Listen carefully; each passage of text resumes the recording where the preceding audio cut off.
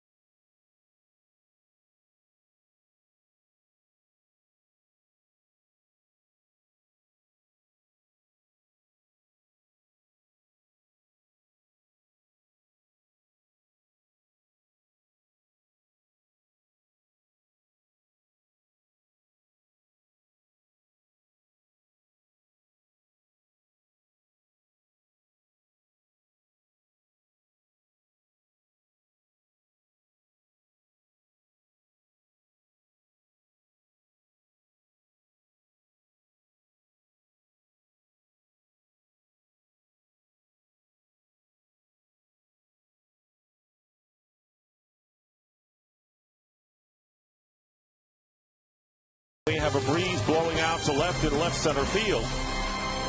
This game is brought to you by Budweiser, the official beer of the thirst inning. The beer that starts with full flavor and ends with a crisp, clean finish. Budweiser, it's what we do. And today's Red Sox starting lineup is brought to you by Taco Bell. Think outside the bun. And for the Red Sox, Marco Scutaro is at second base. J.D. Drew is in right field. Victor Martinez behind the plate. David Ortiz batting cleanup is the DH. Adrian Beltre is at third base. Jed Lowry at shortstop. Ryan Kalish, the center fielder. Daniel Nava is in left field. And Lars Anderson is at first base. Facing Ivan Nova, the rookie 23-year-old right-hander.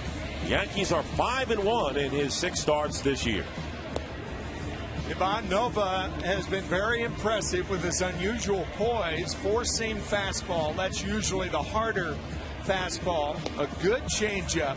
However, with runners on base, and this happened twice against Tampa Bay as he started 2 games against the Rays, things have a tendency to speed up with men on base, and that's not a good thing for any major leaguer. If you're a pitcher or a hitter, you try to slow things down. And right now, Tim, time for our 4 keys to the game. Well, for the Yankees, it's very simple. Their magic number is 3. Clinch it as quickly as you can. And from a Red Sox viewpoint, make them squirm. And that's what the Red Sox did, winning last night in a wild game 10-8. After a 10-1 lead, the Yankees came back, actually hit 6 home runs in the losing cause. So we're set to go. Marco Scutaro leading off, batting .271 with 11 homers and 55 runs batted in. Scutaro and Beltre are the only right-handed hitters in the lineup against Nova as we get underway.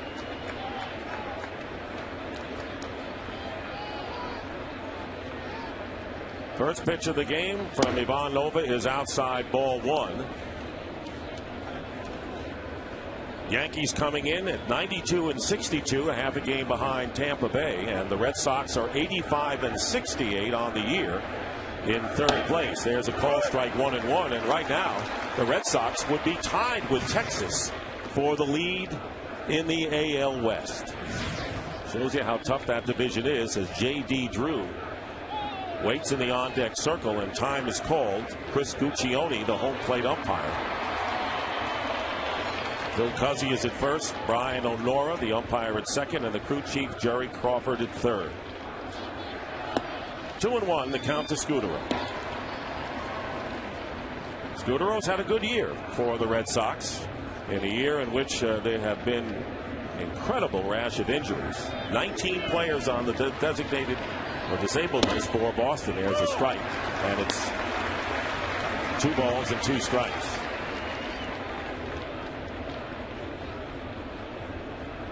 Joe Girardi juggling the fact that he wants to end it and clinch a playoff spot and also plan ahead to postseason.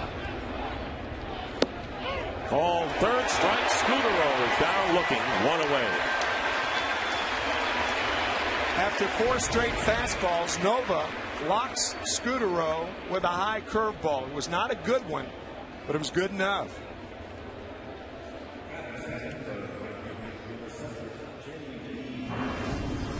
So 1 away, and the batter is J.D. Drew, the right fielder, batting .258, 19 homers and 64 runs batted in. Infield playing around to the right. In fact, the shortstop Jeter is playing to the right of second base.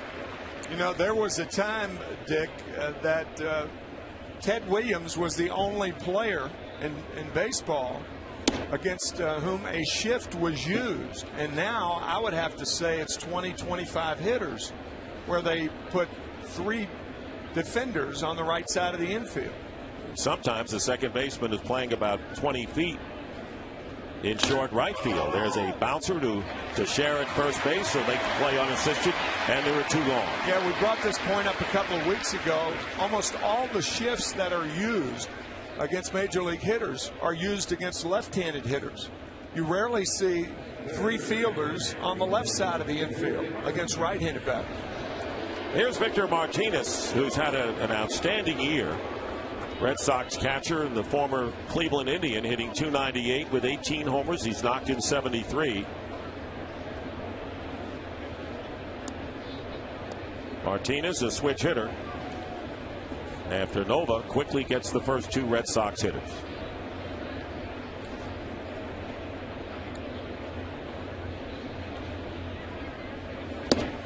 There's a strike. And here is the sprint player first for Victor Martinez. 70 RBIs as a catcher, first among receivers in the league.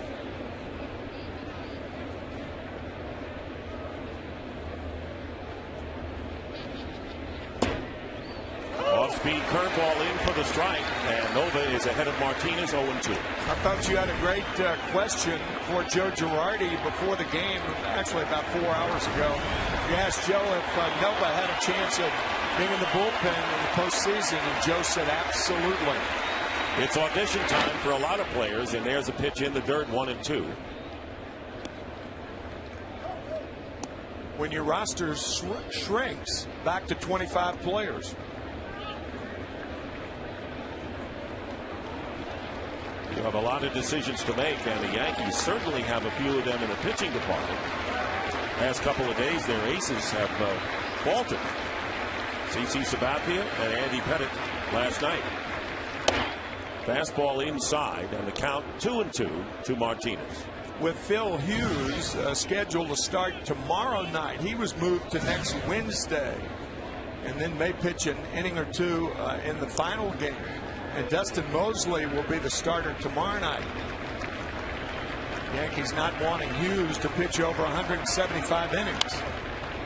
Martinez fouls off the off-speed pitch. Count remains 2-2, and the plan is for CC Sabathia to work Friday night at Fenway Park in the final series of the season.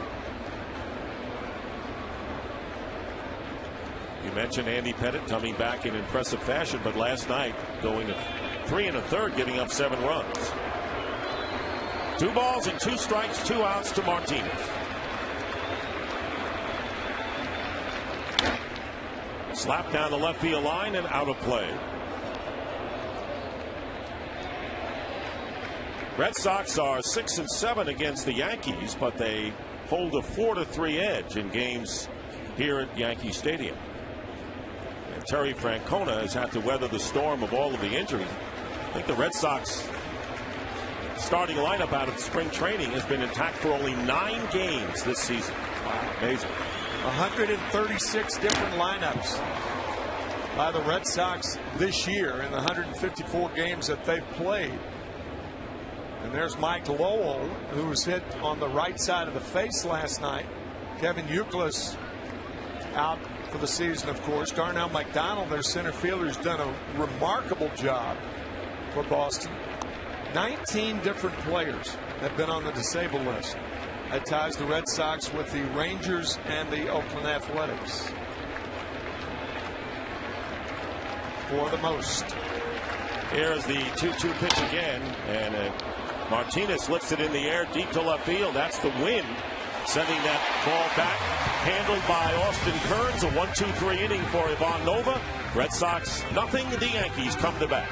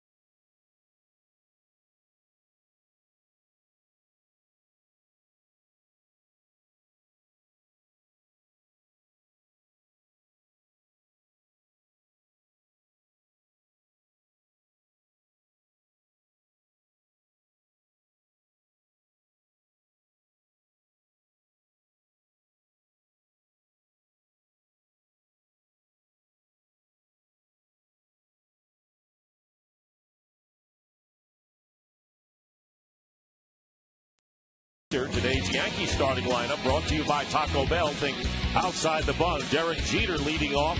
Shortstop Nick Swisher. Mark Teixeira hitting third. And Alex Rodriguez is the designated hitter. Robinson Cano batting fifth. Marcus Thames is in the game. Rodriguez actually playing third. Thames is the DH. Austin Kearns in left. Curtis Granderson batting eighth. And Francisco Cervelli behind the plate facing John Lester, who has won his last 5 starts. And because of that, about a month ago, he was not figuring in the Cy Young Award voting, but an outside chance. One of the 5 we consider as a Cy Young candidate. He has been red hot, as Dick said, and that placid demeanor belies a tough, competitive desire from John Lester. And he's been successful against the Yankees, 2-0 this year, 5-1 lifetime, and facing Derek Jeter. Jeter hitting .267. That's the lowest batting average of his brilliant career. 10 homers and 65 runs batted in. But he currently has a season's high 13-game hitting streak, and he takes a pitch for a strike. And here is the Sprint player first for Derek Jeter. Of course, the hitting streak, and he's got so many more going for him. Look at that, 42 times he has hit in 10 straight or more. 42 times. That's remarkable. And one of the greats who you could put with any era of the Yankees. You can go back to the 20s, 30s, the 50s.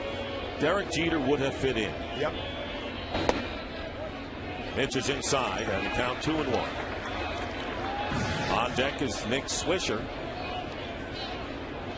Yankees have lost 3 in a row, and all 3 here at Yankee Stadium. And it ties their longest losing streak at home this year. Check swing, pounding ball is Scudero, and Jeter is retired for the first out of the game. Yankees 1 out, and Nick Swisher coming to the plate. And we'll be doing a lot of scoreboard watching with a lot of races at stake. The Atlanta Braves defeated the Washington Nationals 5-0 today. They are trailing the Phillies. The magic number is 2 for their elimination. And for Bobby Cox, who is retiring after this year, the 2,500th victory as a manager. Even in the wild card with the San Diego Padres, who play the Cincinnati Reds later on this evening. Nick Swisher, the switch hitter, takes a down low, ball 1.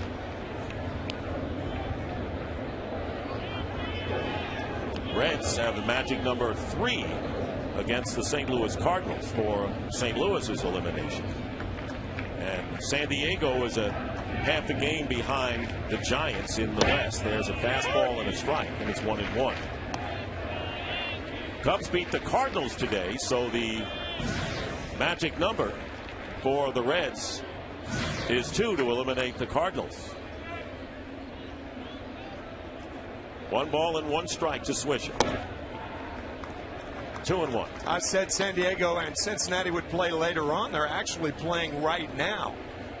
The San Francisco Giants play later on in Colorado. Cincinnati on top of the Padres 1-0. Lester's 2-1 pitch hit in the air, center field.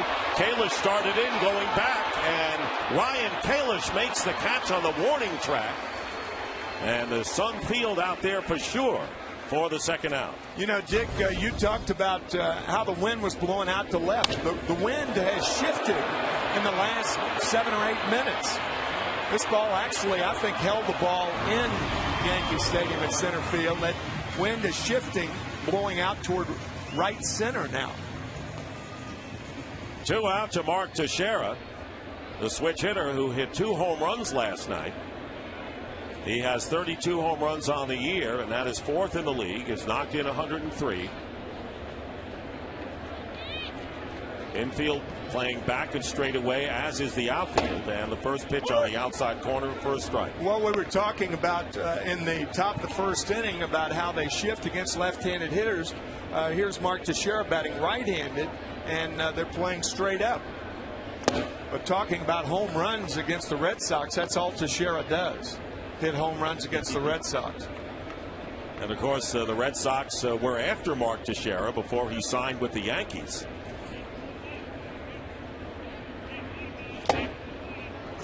Behind on that fastball, and the count is 1-2. Here are the home runs last night by Teixeira.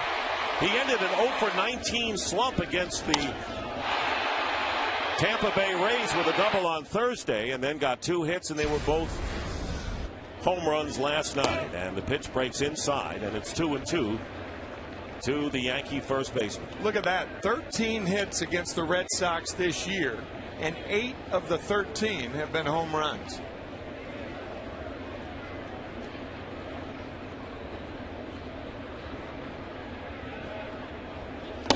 And a fastball, strike 3, as Teixeira goes down looking. 1-2-3 inning for Lester, and after 1 here in New York, there's no score.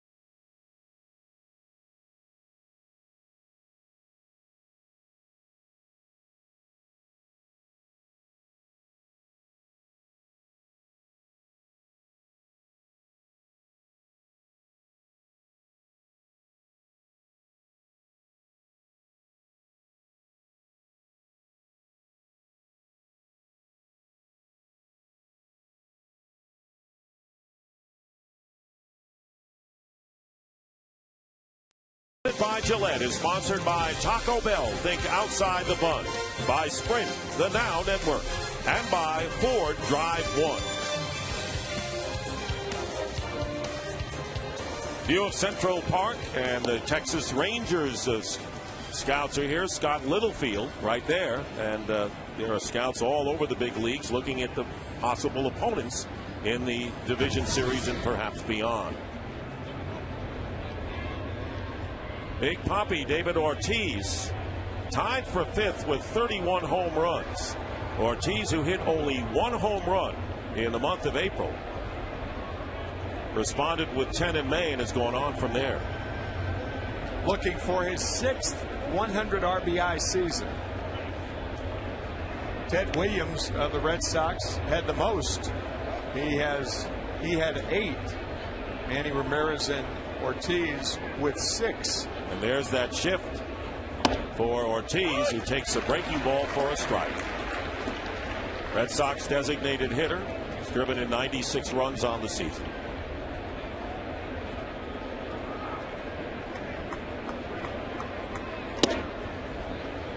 One and one to Big Papi.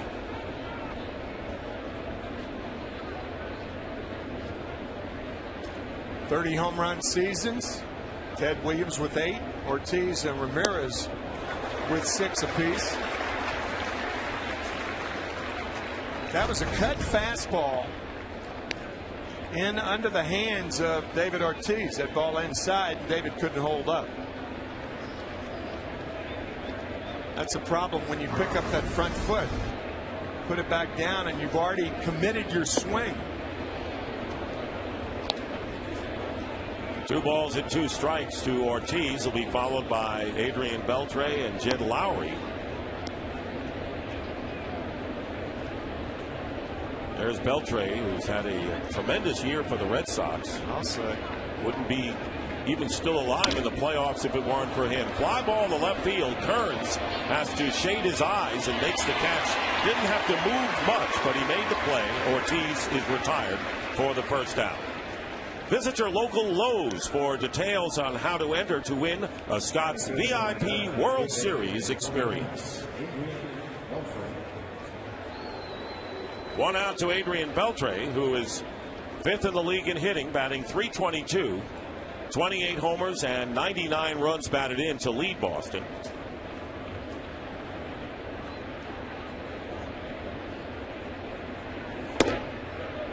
One 1-0 to Beltre, who played in only 111 games last year for Seattle. He's 31 years old and facing the 23-year-old Ivan Nova. Out of play into the upper deck. Dick, it was a sage move by Beltre to sign a one-year contract with the Boston Red Sox, because he will be in a very, very good position as a free agent come this postseason. Here's the pitch, and it's up high. 1 ball and 2 strikes. So what about Adrian Beltre's future, Ken? Well, Dick, the Red Sox want to re-sign Beltre, but only at the right price. And if they don't, they have options. They can move Kevin Youkilis to third, sign a one-year stopgap at first, and then, after next season, go get one of the big free agents, Pujols, Adrian Gonzalez, or Prince Fielder. All right, Ken, Beltre gets jammed by Nova and grounds out to Derek Jeter for out number 2. I think the Red Sox have a lot of decisions to make during the offseason. Victor Martinez, do you sign him? He's eligible for free agency. Do you sign David Ortiz and exercise the one-year option that the Red Sox have for $12.5 million? Ortiz looking for a multi-year contract.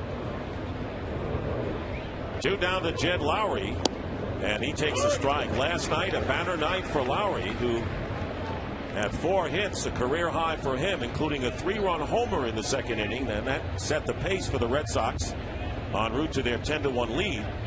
That got close at the end. A slow grounder, and Teixeira makes the play unassisted. So Ivan Nova, looking good, is retired. The first 6 Red Sox he's faced. Yankees batting in the second, no score.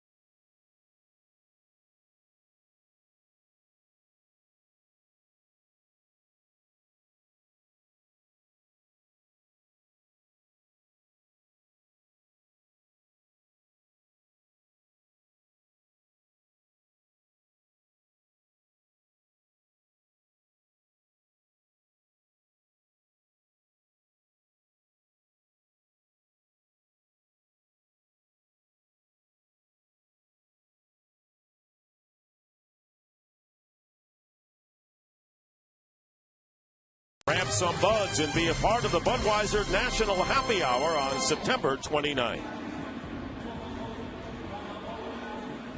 Nothing but blue skies here in the Bronx, New York, as Alex Rodriguez leads off for the Yankees in the bottom of the second inning against John Lester. Rodriguez with 2 home runs last night, and now with 27 on the year. And the first pitch hit out of the air to left center field, coming over and nearly confusion out there as Ryan Kalish, the center fielder, makes the catch. And that very nearly dropped between the two outfielders. That was a near collision from two young outfielders. You see that often. You can see Kalish calling Nova off. Evidently, Dane did not hear Ryan. But anytime you're in a situation like that, normally the center fielder is the guy who rules the roost in that area. Here's Robinson Cano having an MVP kind of year, batting .319 and 28 homers, 104 runs batted in, and 6th in the league in hitting. Looks at a pitch outside for ball 1. And Cano has been outstanding from the start all season for the Yankees. Certainly an MVP candidate is Robinson Cano. And he bluffs the bunt and takes the call strike, and it's 1-1. On deck is Marcus Thames, the former Tiger, who's the designated hitter for the Yankees today.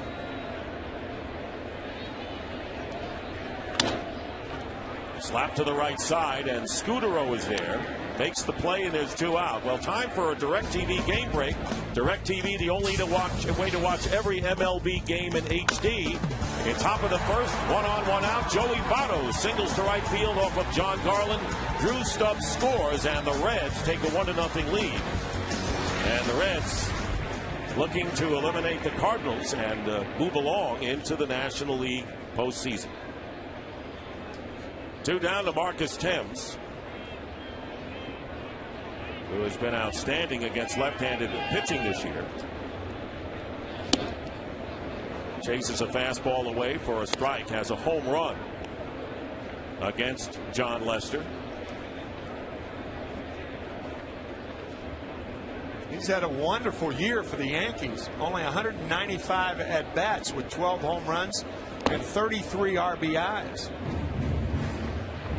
Right now, the Yankees with Thames against left-handers and Lance Berkman against righties are well situated in the designated hitter department for postseason. Yeah, it's just a matter of time for Berkman to get hot.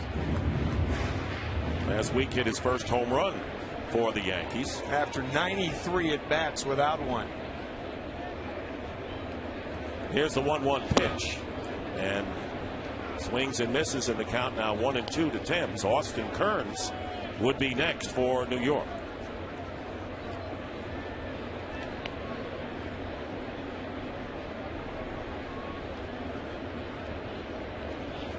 That's in the dirt. The Yankees have the tougher schedule to finish with, trailing right now the Rays by half a game. After tomorrow's series finale, they'll have 3 games at Toronto and then 3 at Fenway Park to wrap up the regular season, while the Rays will host the Orioles for 3 and then travel to Kansas City for 4 games to end the regular season. 3 balls and 2 strikes to Thames with 2 out, nobody on base. John Lester taking that step and a half toward the third baseline. He thought that pitch was a strike. Watch. Whoop. Umpire Chris Guccione bringing John back with the ball call. It's got to be tough to see up there. We've seen some iffy swings here in the gloaming of late September. And strike 3. So on the previous pitch, Lester thought he had strike 3. Thames thought he had ball 4. And it's a strikeout, the second of the game for Lester. And we'll return to New York after a word from your local Fox station.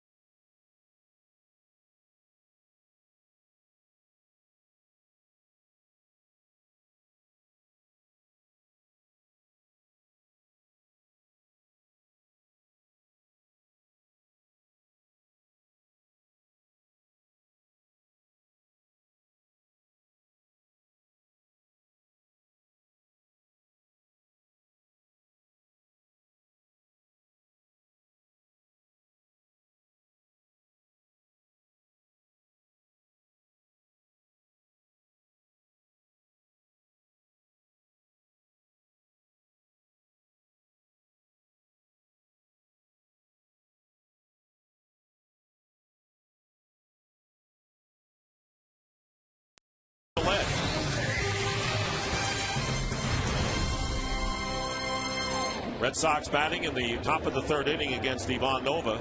Bottom third of their order, Ryan Kalish, the center fielder, takes a called strike. Kalish was called up at the end of July from AAA and has already hit 2 grand slam homers in his brief career. This is his 46th game in a Red Sox uniform. And it did hit him, as a matter of fact, as it brushed his uniform, and he becomes the game's first base runner. Looked like it hit the uniform right above the belt. May have made contact with the body, but first base runner of the game here in the third inning. And that's the first batter that Ivan Nova has hit in his very brief career of 37 innings. And here's Daniel Nava, who broke in with a splash. That's been the only home run he has hit in his first pitch against the Phillies at Fenway Park. A novel confrontation, Nova versus Nava. And one of these guys may come up with nada, and the question is which one. That's right. Nava hitting .248. First 10 games, very impressive, and he has quieted down in the last 43 as Kalish, who has 6 stolen bases in 7 tries, has the lead at first.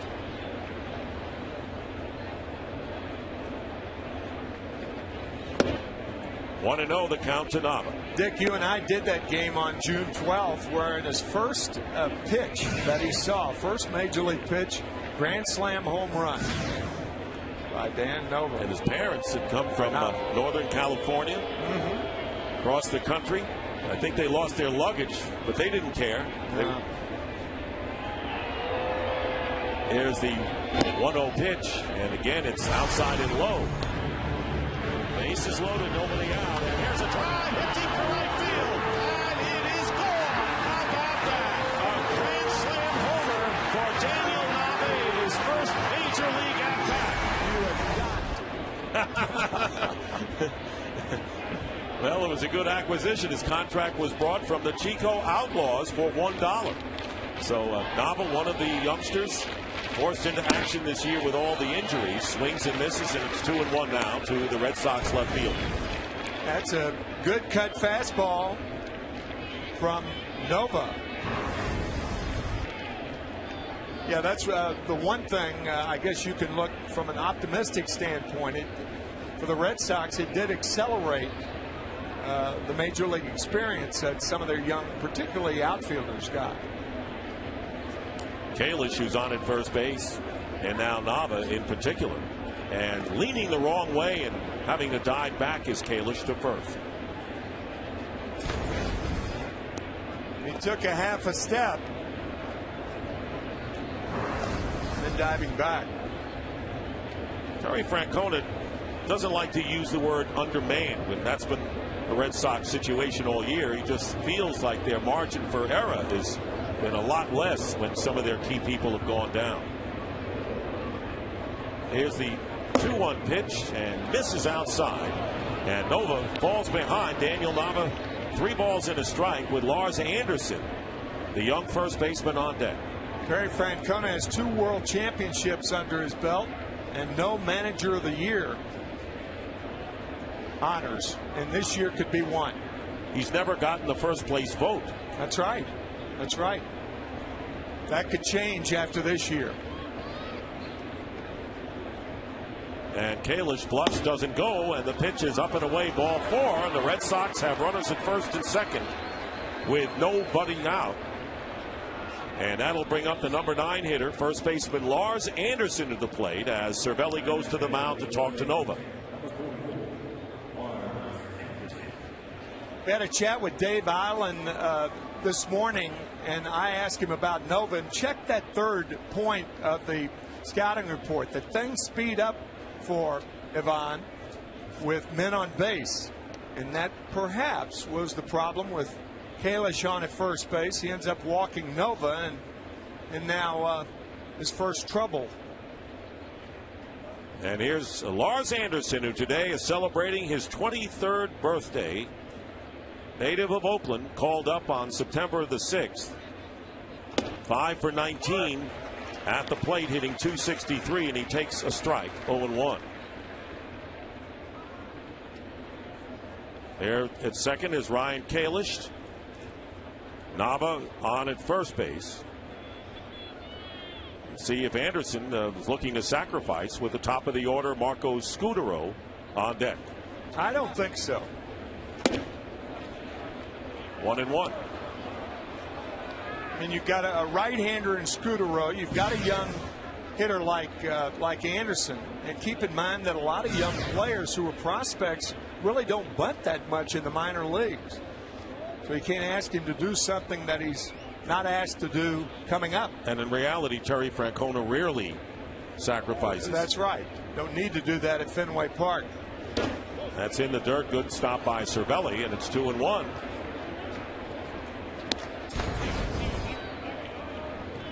Ball in the dirt, a changeup, and a good play by Cervelli. 2 balls and a strike to Lars Anderson. The Red Sox trying to mount a threat here in the 3rd inning. They won last night to knock the Yankees out of first place, looking to do more damage.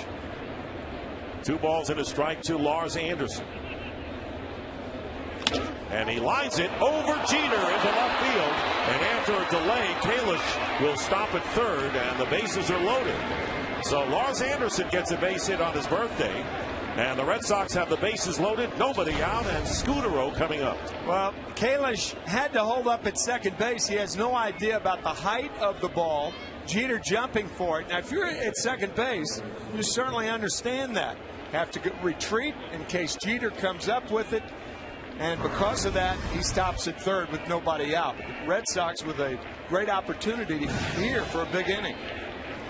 And Ivan Nova has done very well until the middle innings. And the second time through an order, he's had his problems. But he's having difficulty here with the bottom third of the Red Sox order here in the 3rd. Scutaro took a called 3rd strike his first time up, and that very nearly was thrown all the way to the backstop. Red Sox have hit 7 Grand Slam homers this year, and Scutaro 3 in his career. Infield is shortened up.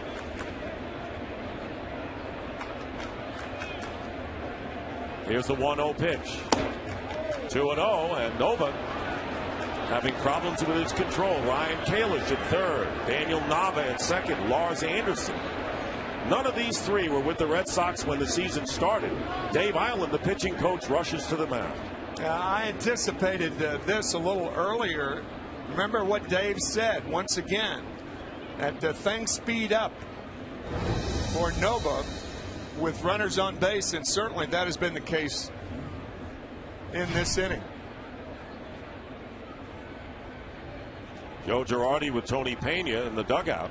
We said at the outset, the Red Sox don't like to be called possible spoilers here. That hasn't been their role in recent years. They just feel that if they go about their business and play the game the way it is today, that's what they're doing. So Cano backs up a bit, as does Jeter. The count 2-0 to Scutaro.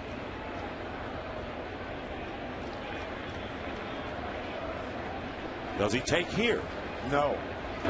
He doesn't, and he lines a base hit to center field. Just took one word. Kalish will score. Nava will stop at third. Anderson goes to second, and Marco Scutaro with an RBI single has given the Red Sox a 1-0 lead.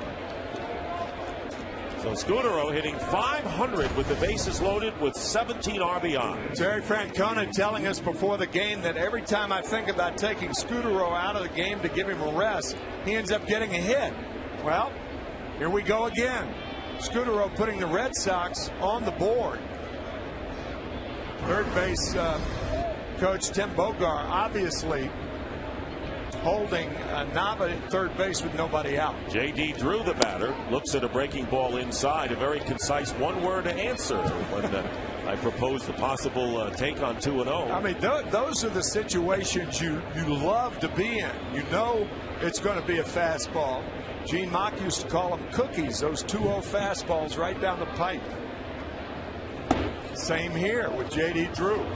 Pitches down low. Drew, who bounced at first his first time up. So Ivan Nova struggling here in the third inning, as Nava, Anderson, and Scudero are the base runners, and still nobody out.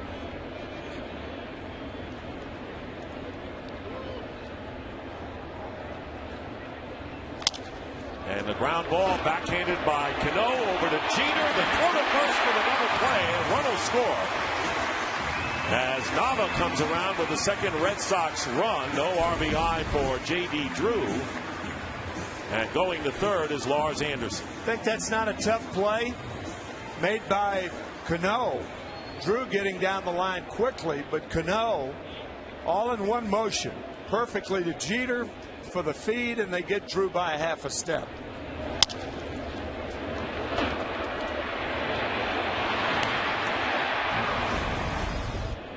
So Cano starts the 4-6-3 double play, and with two out, Victor Martinez with Lars Anderson at third base. Red Sox leading 2-0 here in the third.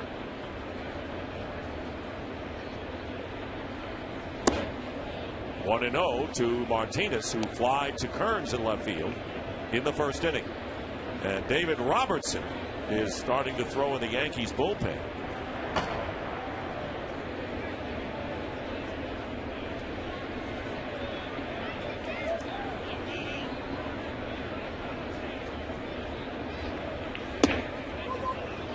Two balls and no strikes now to Victor Martinez. David Robertson is available today, and a good thing for Joe Girardi. Is back locked up. He had 3 days off and threw lightly yesterday. So the last thing, of course, that Girardi wanted was to get Robertson up this early in the game. Runner at third is Lars Anderson. 2 down, 2 runs in. And it's 3-0 to Martinez with David Ortiz on deck.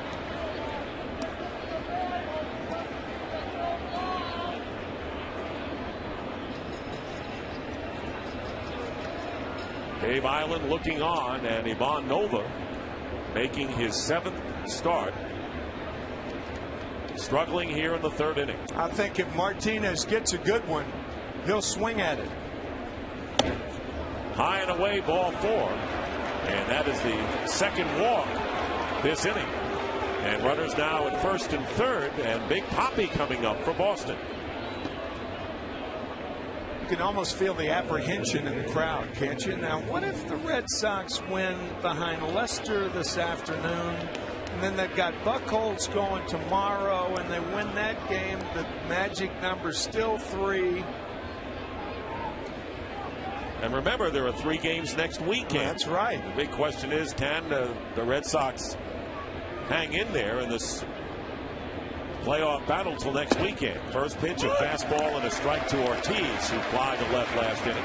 And once again, the Red Sox go back to Fenway Park to play 7 games, and the Yankees, as Dick said last inning, go on the road. 3 at Toronto, off day on Thursday, 3 at Fenway next weekend. 2 down, runners at first and third. And the pitch is outside. And of course, you were part of one of the great collapses in baseball history. I'm glad to say I was on the right end of it from my standpoint. As Gene Mock said about the Philadelphia Phillies that year in 1964, the Phillies were the best team in baseball for 150 games. Right. And they lost 10 in a row. There you saw the schedule, and way out in front of that is Ortiz. He gets fooled, and it's 1 and 2. Again, here's the pitch to Ortiz. That's normally where Big Papi likes the pitch. The ball down and in. A lethal swing of his. Crowd cheering on Nova to get out of this inning. 1 and 2 to Ortiz. Just got a piece of it and fouls it off in front of the Yankee dugout. On deck, if Ortiz can keep this third inning threat going, is Adrian Beltre. This is Nova's first appearance in his career against Boston. The 1-2 pitch. And a fair ball down the right field line. Anderson will score. And Martinez goes to third, and it's 3-0 now as David Ortiz, after getting fooled on a couple of pitches, drives in his 97th run of the year. So 3 away from 100. On the 1-1 pitch, that was the pitch that he had a good cut on. And that one with his rear end out, he one-hands it down the right field line. It just stayed fair. I believe it hit the inside of the line. Anderson scoring easily. And Martinez to third, and the Red Sox extend their lead to 3-0. Good hitting by Ortiz. And he's on at first with the base hit. And here's Adrian Beltre, who is the Red Sox leader with 99 runs batted in. First and third, still 2 out. The 8th man to come up against Ivan Nova fouls it off to the opposite field, strike 1. So Martinez on at third, Ortiz at first. Red Sox have had base runners throughout this third inning. All started with Ryan Kalish getting hit on his uniform shirt. Going down to first, then Daniel Nava walked and Lars Anderson singled to load the bases. Beltre gets jammed, and A-Rod goes to second for the force, but 8 come to the plate, and 3 score for the Red Sox. And they have a 3-0 lead as the Yankees come up in the bottom of the third.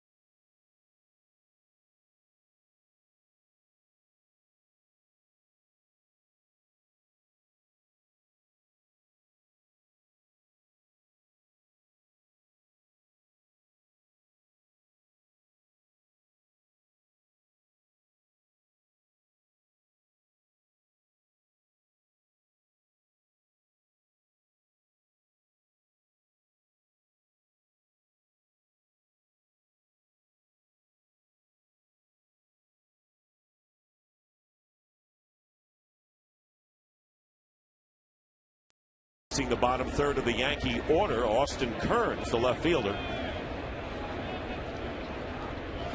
who started the season with the Indians, and he takes a strike, hitting .265 on the year, but .242 since he's joined the Yankees.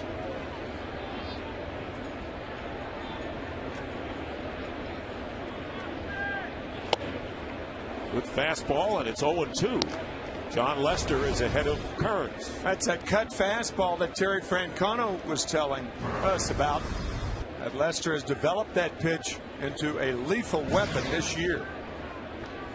Curtis Granderson on deck for the Yankees. The breaking ball missing, and it's 1-2. What the cut fastball does for a left-handed pitcher, it keeps a right-handed batter back and away from the outside corner. If you're throwing that cutter inside effectively, it makes the changeup better. It makes the two-seam fastball better. It opens up the outside part of the plate.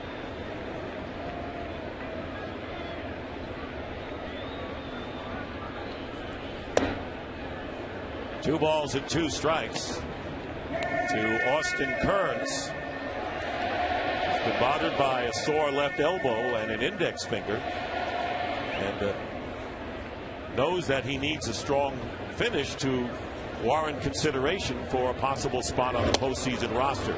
But a foul tip into the glove of Martinez, and Kearns goes down for the first out in the third inning. Talked to Terry Francona, the Red Sox manager, and talked about admiring the fact that his team keeps battling.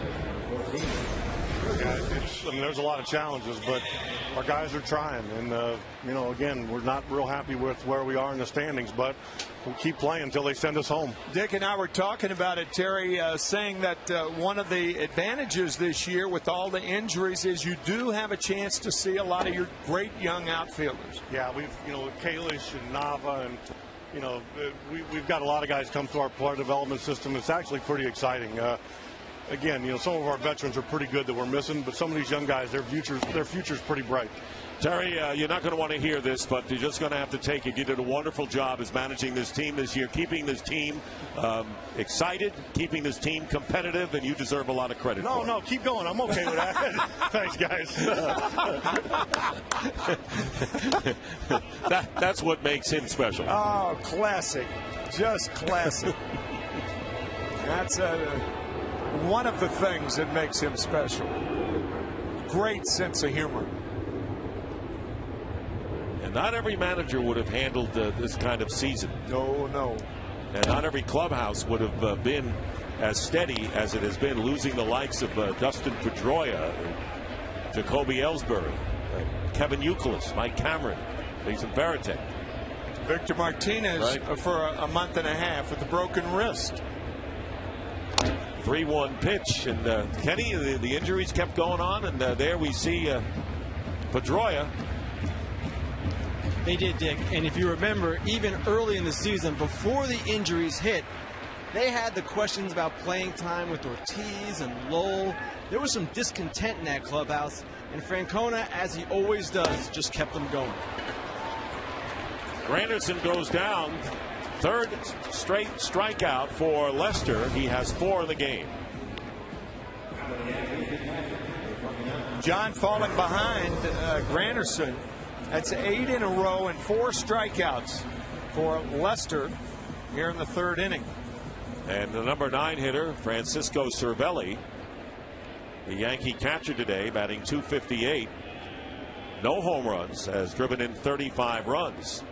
Lester came into the game third in the American League in strikeouts with 212, and as Tim pointed out, has struck out 4 of the first 8 he's faced.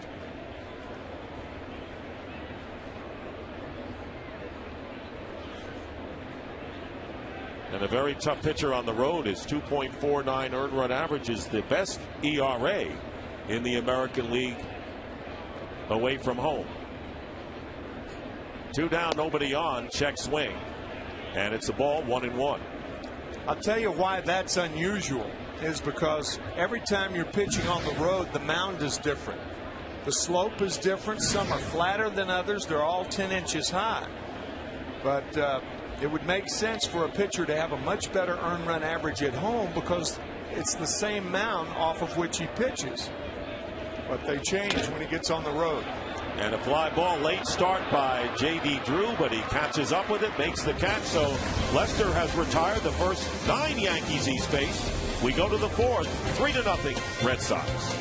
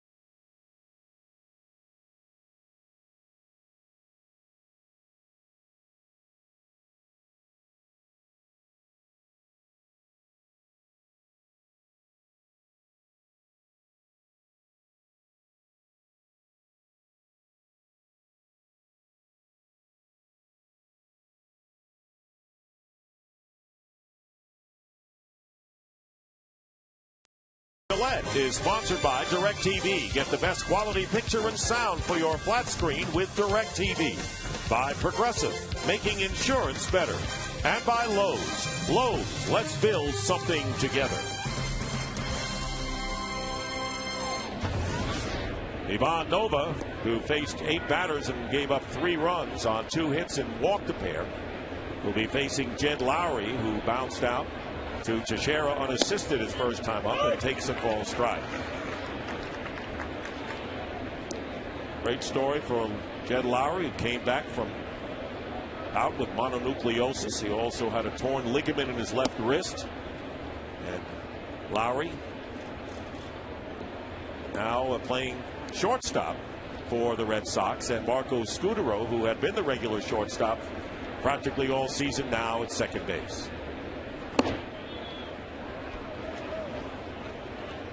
2 balls and a strike to Lowry. Ryan Kalish is on deck. Of course, Lowry, a strong candidate to be a top utility player for the Red Sox. Off the fist and a ground ball to Rodriguez. And Lowry's retired for out number 1. Well, tomorrow, week 3 of the NFL on Fox, headlined by the Battle of Texas. In Dallas, a season filled with Super Bowl dreams has begun with an 0-2 nightmare.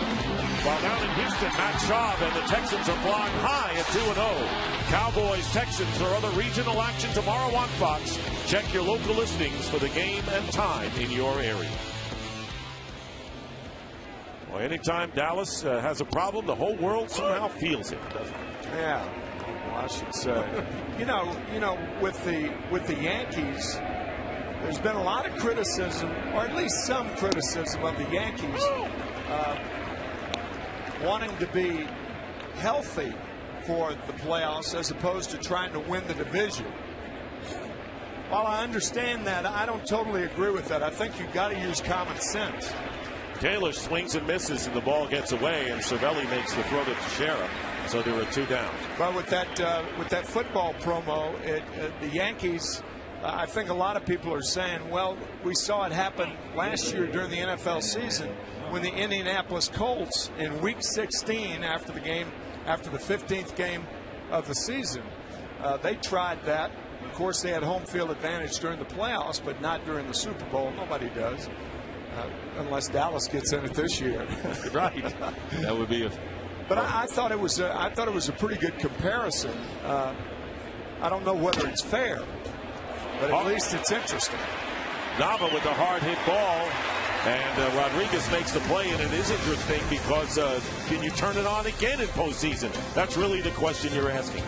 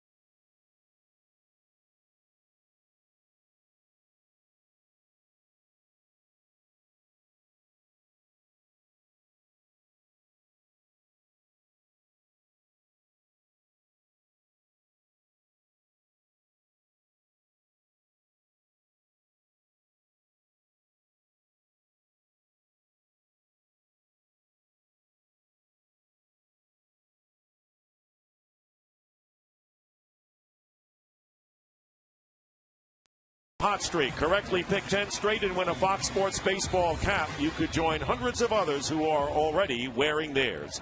Get your streak started today and win yourself a hat or some cash at foxsports.com/fantasy. Derek Jeter bounced to Scooter Owen. First time up at second base, takes a call strike as John Lester has retired the first 9, and Jeter does not agree with that call by Chris Guccione. You could see Martinez setting up inside. I think Derek thought it was low. Could have been borderline. And a comebacker. Lester makes the play, and there's one gone here in the 4th inning. Even when he complains about a call, there's a kind of a smile on Derek Jeter's face. Here's Nick Swisher. Swisher fly to Ryan Kalish out on the warning track his first time up.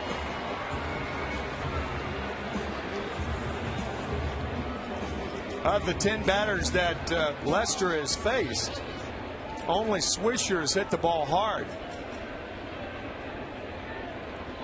Lester looking for his 6th straight victory, as won 7 of his last 8 decisions. So he's on a huge roll. And the off-speed breaking ball is in for a strike. John Lester will get one more start after this. If he's successful today and wins his next start, he will be the first Red Sox left-hander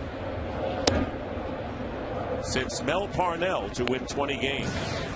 Mel won 21 games back in 1953 for the Sox. 1-0 the count to Nick Swisher with one down here in the 4th inning. And Ken Rosenthal, what about John Lester's possibilities for a Cy Young? Well, he's on the periphery of this right now, Dick. And the favorite might be a guy who is 12-12. And I want to hear Tim's thoughts on this.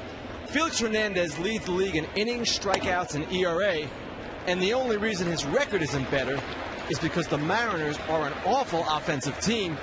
They are on pace to score the fewest runs of any American League team in the DH era, which began in 1973. I agree with that, Kenny, by the way. I mean, 12-12, and that's something over which a pitcher has no control. He certainly has control of the earned run average, the strikeouts, the innings pitched. John Lester is a machine today, I'll tell you. And that's what Felix Hernandez has been all season. Strike 3, and Nick Swisher started to make a move to first. And he has a few words for Guccione. And Swisher goes down for the 5th strikeout by Lester, 2 down. Sometimes you make your move too quickly, and when you make your move quickly, you can't pick the ball up properly. That pitch was a strike, certainly high enough. Nick thought it was a ball, and 11 in a row now retired by Lester. And he has struck out 5 of those 11 hitters. So Swisher's upset, and here's Mark Teixeira, who swings and misses for strike 1. He took a called 3rd strike in the 1st inning. So John Lester sailing along and helped with a 3-run cushion that the Red Sox gave him in the 3rd inning. 2 out, nobody on base, and an off-speed pitch swung on again and missed. 0-2.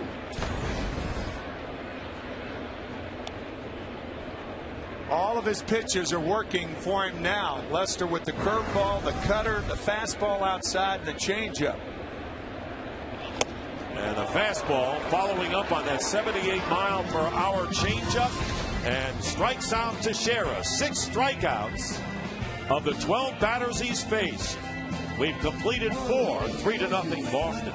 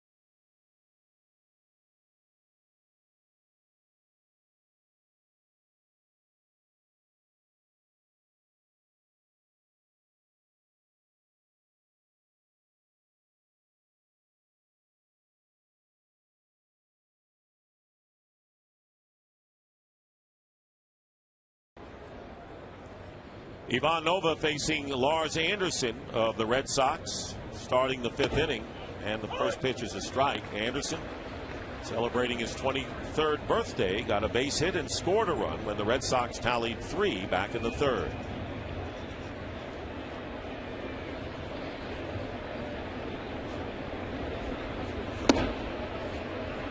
Up high, 1-1.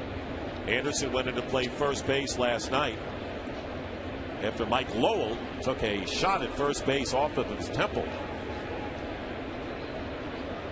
But apparently nothing serious, and he's all right, according to Terry Francona. 1 ball and 2 strikes to Anderson. On deck, the top of the order, Marco Scudero for Boston. 2-2 now to Anderson. Nova with a 1-0 record. This is his 7th start and 9th appearance. Ground ball to Cano, and Anderson's retired, 1 out. Joe Girardi, the Yankee manager, we asked him about juggling, the goal to wrap up this race and planning for the future, for postseason. Well, you can't look too far ahead, and that's what we've talked about. I mean, we still want to win our division. We still want to try to get home field advantage, and we're not looking too far ahead. And we haven't done much against Leicester today, but Nova seemed to settle down after a little rocky 3rd. Yeah, with the magic number 3, Joe, the first thing is to get in the postseason, right? Yeah, I mean, that's the first thing that you want to do, and then you go from there. And obviously, I mean, playing the Red Sox, I mean, we can pick up 2 games whenever we play them, but we need to score some runs off of Leicester.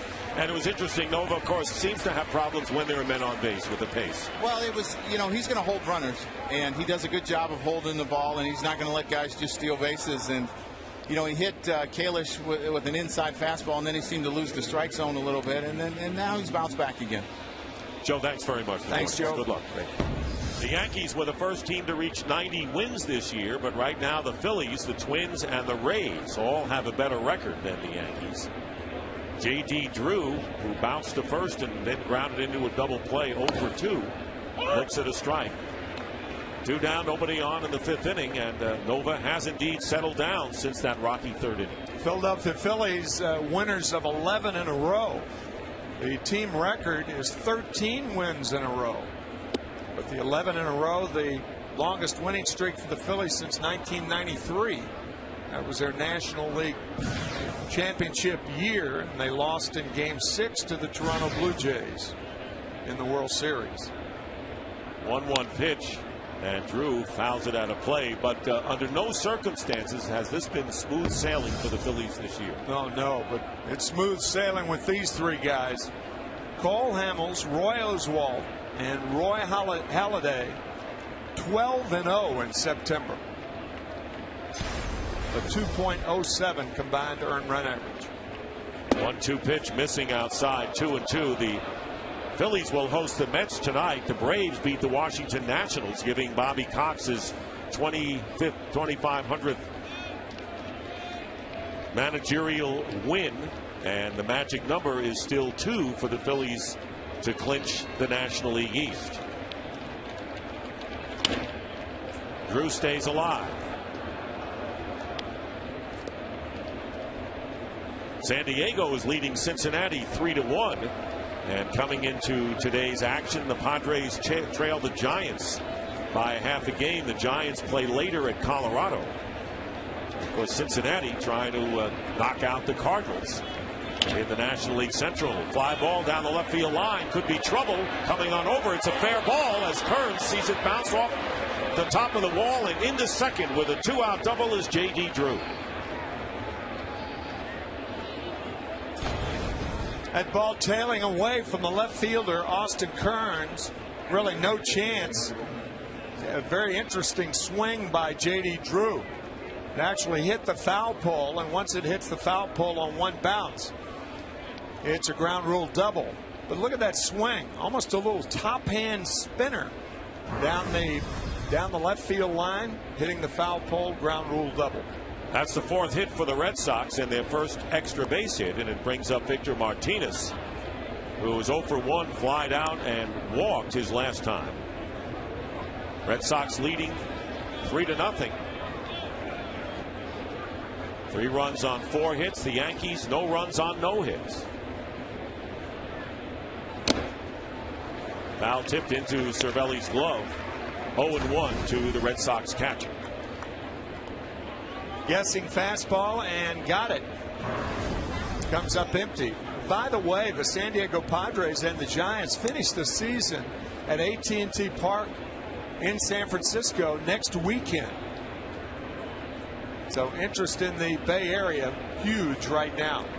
So that race may not be completed till the end of the year or beyond, because we have seen ties before, and that includes the wild card as well as left-hander Royce Ring throwing in the Yankee bullpen. 2 down. J.D. Drew is at second with a 2-out double to the opposite field. Count is 1-1 to Victor Martinez.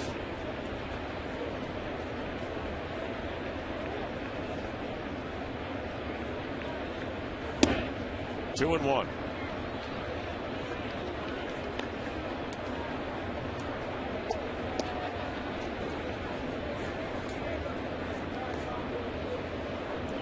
Big Poppy, if Martinez can keep it going for the Red Sox.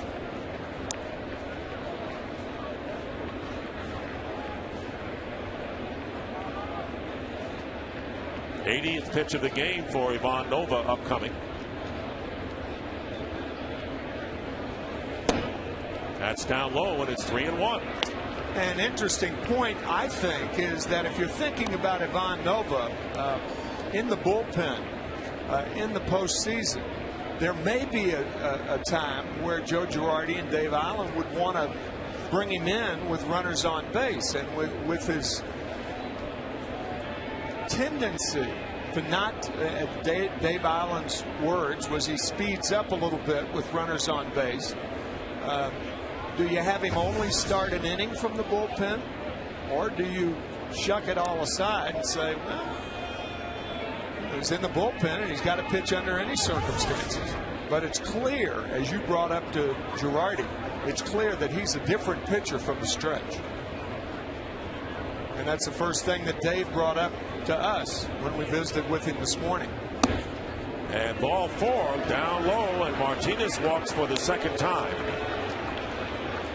And that is the 3rd walk issued by Nova. Runners now at first and second with 2 down, and here is David Ortiz. Another thing to consider, in Nova's 5 years for the Yankees in the minor leagues, he had almost 100 starts, and he had 1 appearance in the bullpen. 1 in 5 years. Now, he did have 2 for the Yankees earlier this year in May, but it's something certainly to consider when you are considering whether to bring Nova and put him on the roster for the postseason. He was signed in 2004 by the Yankees, then taken by San Diego in the Rule 5 draft, and then returned to the Yankees in March of '09. And the move has been made. And the pitching change has coming to the mound. Joe Girardi. Royce Ring will be coming in to face the left-handed hitting David Ortiz when we return in just a moment.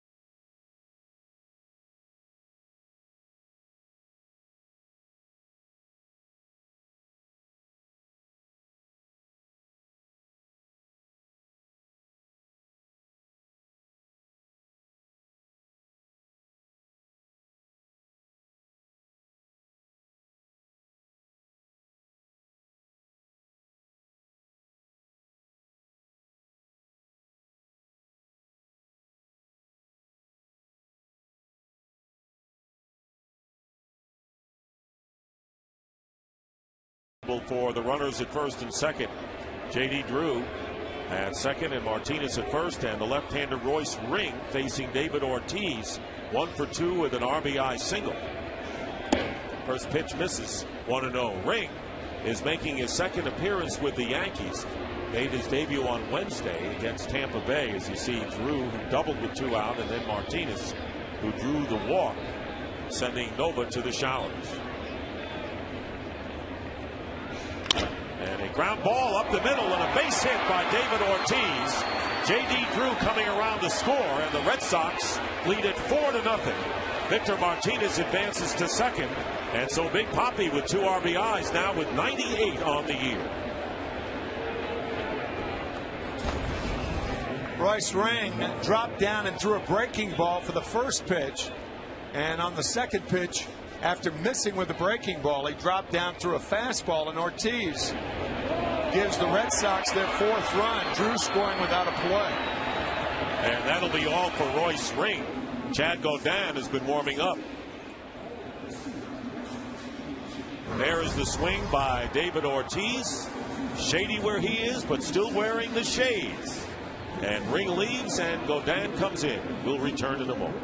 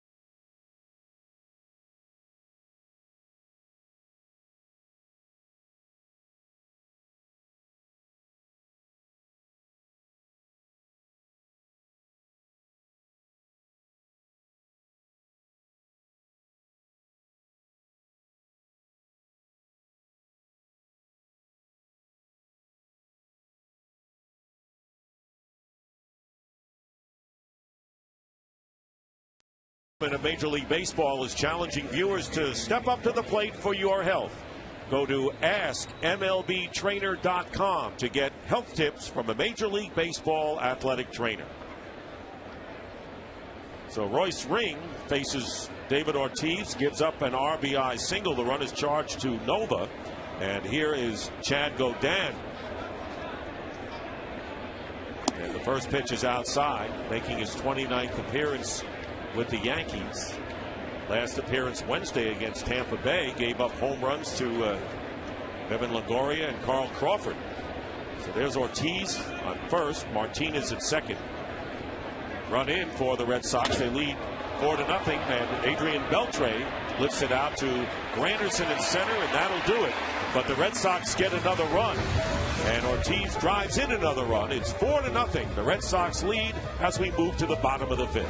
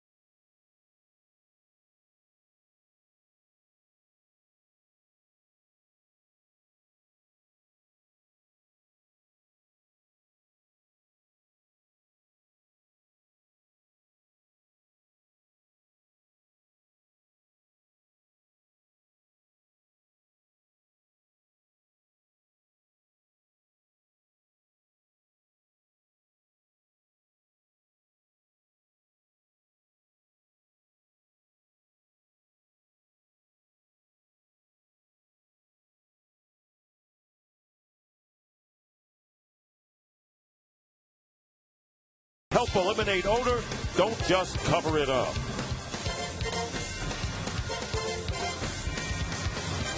Red Sox lead the Yankees 4-0, and John Lester has retired the first 12 batters he's faced. Here's Alex Rodriguez, who last night hit homers number 609 and 610 of his career to pass Sammy Sosa into 6th in the all-time home run derby. 0-1 the count to A-Rod, who flied to center his first time up.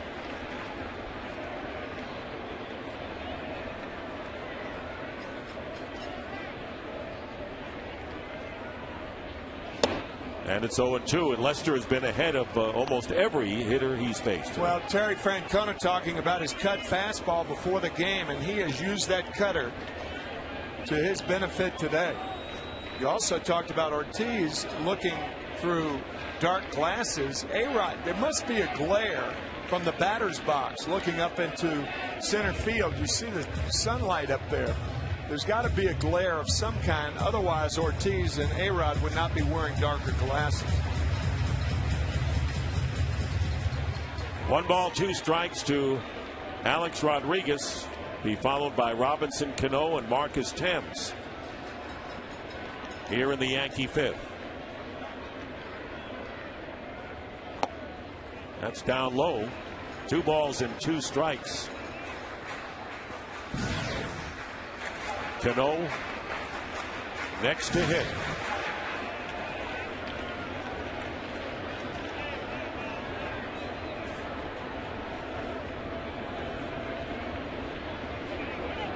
That time is called. A-Rod has had some injury problems this year, missing 14 games with a calf strain. We know about the hip surgery that he had last year, and now a full count. One of the rare 3-2 counts that Lester has had today.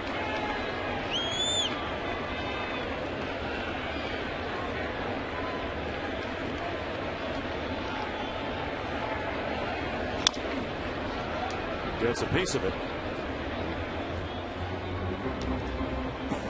So A-Rod with 100 RBIs for the 13th straight year. And an all-star for that many seasons.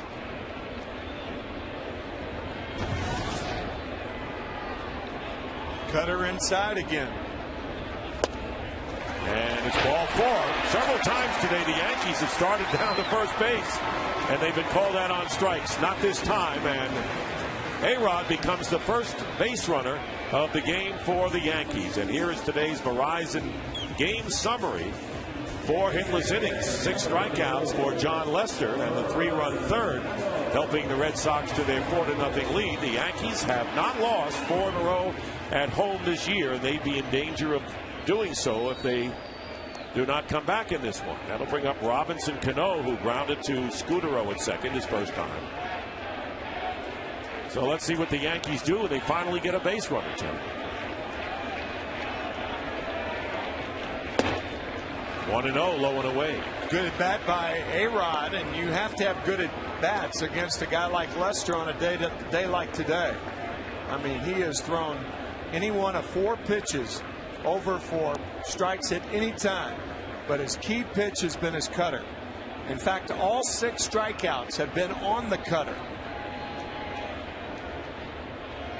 And a comebacker, and a low throw, but Lowry handles it, and a 1-6-3 double play, and there are 2 out on his 57th pitch of the game. How good is the cutter? Once, twice, 3 times, 4 times. The 5th strikeout, the 6th strikeout of Teixeira's. 6 strikeouts on 6 cutters. And that was a cutter, by the way, that Cano hit back to Lester. And each team now has executed a double play, so the bases are empty with 2 out. Marcus Thames, he took a called 3rd strike back in the 2nd inning. Rips this foul past the third base coach, Rob Thompson. By the way, for you folks who may not know what a cutter is, it's a pitch held with the index finger and the middle finger, and the pressure is put on by the pitcher of the middle finger, and it actually cuts from a left-hander in on the hands to a right-handed batter. That was a breaking ball, of course. No balls and 2 strikes. Ken Rosenthal, we just saw a shot past Rob Thompson, and of course a lot of people talking of possible managerial opportunities for some people. That's right, Dick. And Rob Thompson is a guy who is a native of Ontario and could get an interview with the Blue Jays, but they have not contacted him yet. We'll just have to wait and see. All right, hopeful is Rob Thompson, and strikeout number 7 for John Lester. We've completed 5. Still no hits for the Yankees, and the Red Sox up by 4.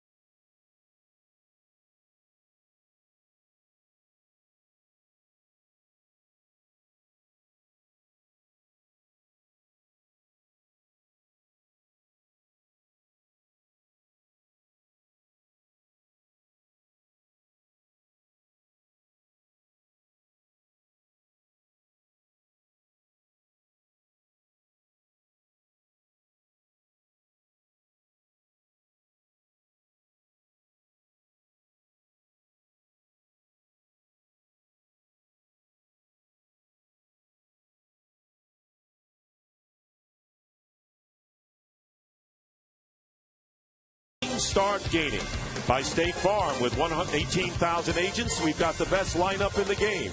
And by Chevrolet, every model is backed by a 100,000-mile, 5-year powertrain limited warranty. Jed Lowry leading off in the 6th inning. And he takes ball 1 from Chad Gaudin. Lowry has grounded out twice. Red Sox leading 4-0. A shot that Teixeira handles, and he'll make the play unassisted for out number 1, bringing up Ryan Kalish. Kalish started the Red Sox 3-run third by getting hit by a pitch. It just kind of brushed his uniform, but that started the inning. Nava then walked, and Lars Anderson singled to load the bases. Scudero knocked in a run with a base hit. A double play had the second run in, and then David Ortiz drove in the first of 2 runs for him today with a single to right field. 0-1 the count to Kalish. And Daniel Nava on deck in a very quiet Yankee Stadium. And a very atypical Yankee Red Sox game. Normally, the Red Sox and the Yankees spin up those long 4-hour games, but not today. And a low-scoring affair, relatively speaking, especially when you look at last night's 10-8 score. 1 ball, 1 strike to Kalish. Yeah, the Yankees trailed 10-1 in that game at one time. And off the glove of Gaudin and through into center field for a base hit. And Kalish has the 6th hit of the game for the Red Sox. Saturday baseball on Fox, presented by Gillette, returns next week.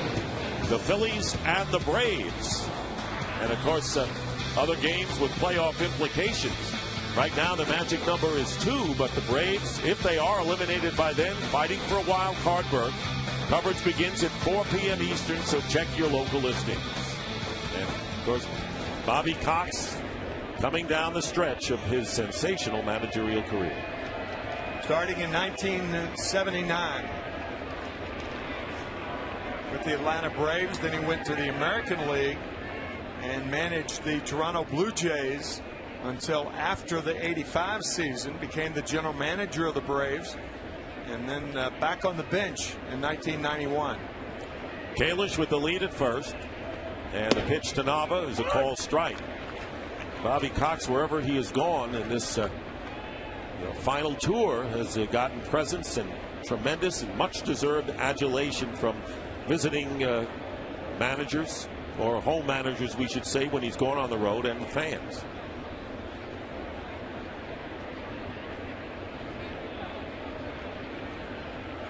The 0-1 to Nava, and it hits him. So Godin hits Daniel Nava, and the Kalish will advance to second, and the Red Sox now have 2 runners on with 1 out.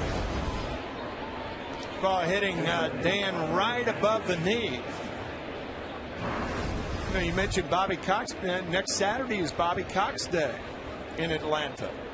It's got to be disconcerting with his team as close as it is. They're tied with San Diego now in the wild card race, and Bobby even bringing it up that all this adulation and everything is very, very nice, and he's appreciative of it.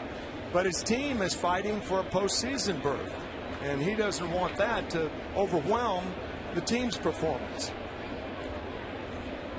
The Braves right in the thick of it. Of course, they're still alive in the National League East, trailing the Phillies.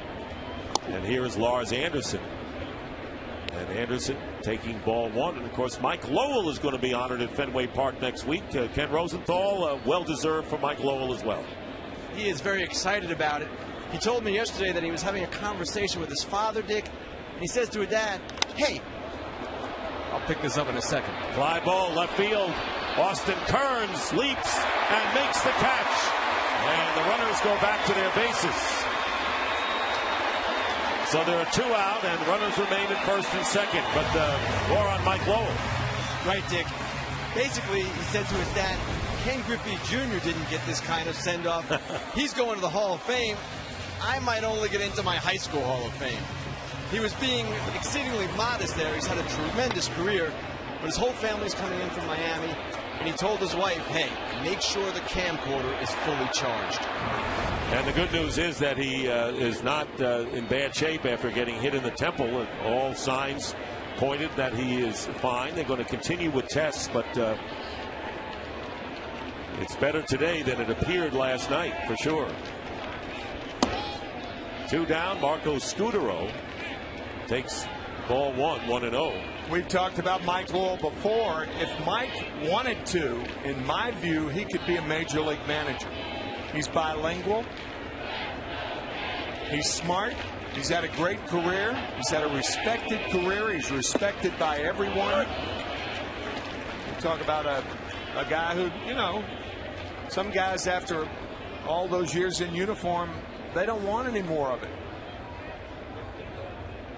He's been a pro. He certainly has. And a classy one. Every sense of the word. Scutaro steps out.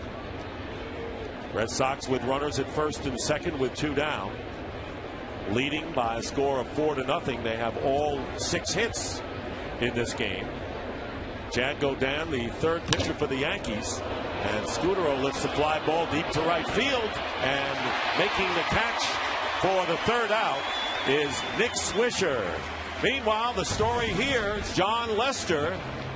He has a no-hitter going as the Yankees come up in the bottom of the 6th inning. Can Lester keep it going against the Red Sox top rivals? We'll be right back.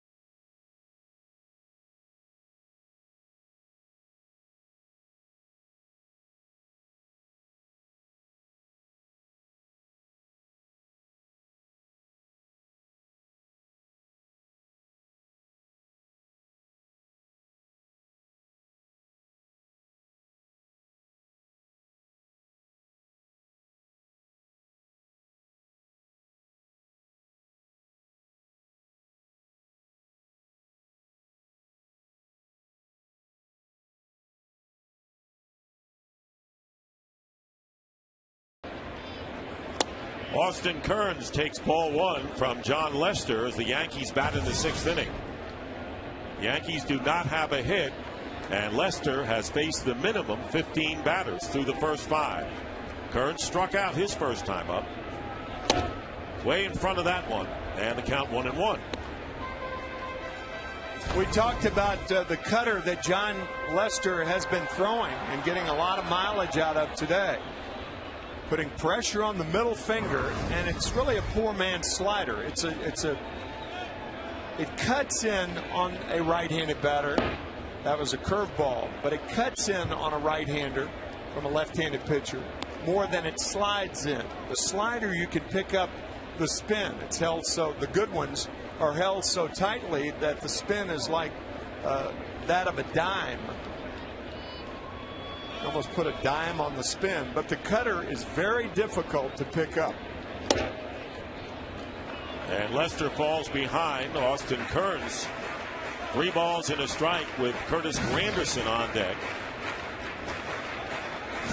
Last inning, Lester walked Alex Rodriguez to start the inning, but then Cano hit into a double play started by Lester, and it was a 1-2-3 inning, and now Kearns walks. And time for a DirecTV game break. DirecTV, the only to watch every MLB game in HD. Joey Votto with his 36th home run ties the game against the San Diego Padres 3-3 after San Diego had led 3-1. Votto third in the league in home runs and third in runs batted in. So the Reds, magic number 2, with the Cardinals losing today to the Cubs, can make it 1 if they can go on and beat the Padres, who have problems of their own in the NL West. Here's Granderson. He takes a strike. Votto has missed the last 3 Cincinnati games with a sinus infection, but it's going to be interesting to see who wins the MVP in the National League. I think Votto has a slight edge over Carlos Gonzalez or Albert Pujols, because those two teams, the Rockies appear to be out of it. They're 4.5 back, 4 back in the wild card, and of course the Cardinals, it would take a miracle for them to reach postseason. Francisco Cervelli swinging the bat in the on-deck circle. No balls and 2 strikes to Granderson, who struck out his first time up, and he fouls this one off, and it remains 0-2. Red Sox leading 4-0. They scored 3 runs in the 3rd inning and added 1 in the 5th. David Ortiz has knocked in 2 with a pair of singles. Marco Scutaro with an RBI base hit, and another run coming in on a double play. So it's Granderson against Lester. Lefty against lefty. The 0-2. Inside for a ball.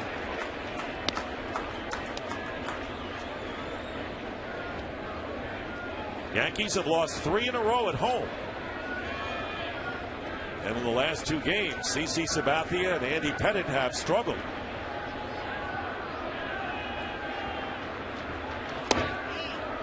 That just misses outside. 2-2 to Granderson.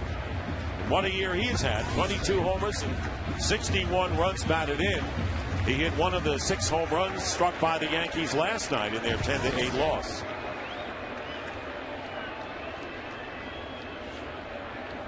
Here's the 2-2 pitch, and a slow bounding ball to Scutaro makes the play to first as Kearns goes to second, and there's 1 away here in the 6th. That'll bring up Francisco Cervelli, the Yankee catcher.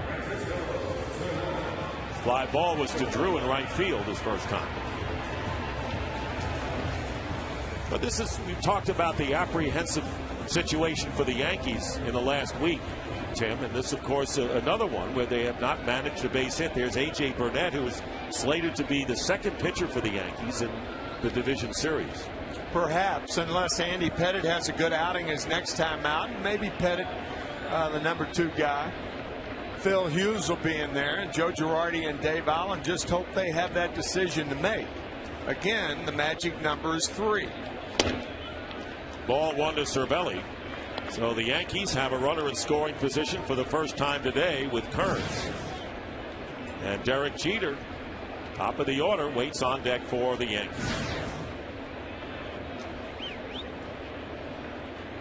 Kearns walked and advanced on a grounder.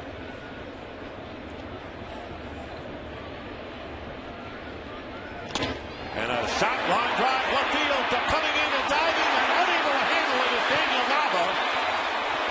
And the throw goes into second base and everyone is safe, and that should be a base hit by Cervelli. See what the official score rules. It's got to be a hit. Nice try by Nava. Ball looked like it hit him on the wrist. Diving too far for that ball. He overdived. Kearns goes halfway and scampers back.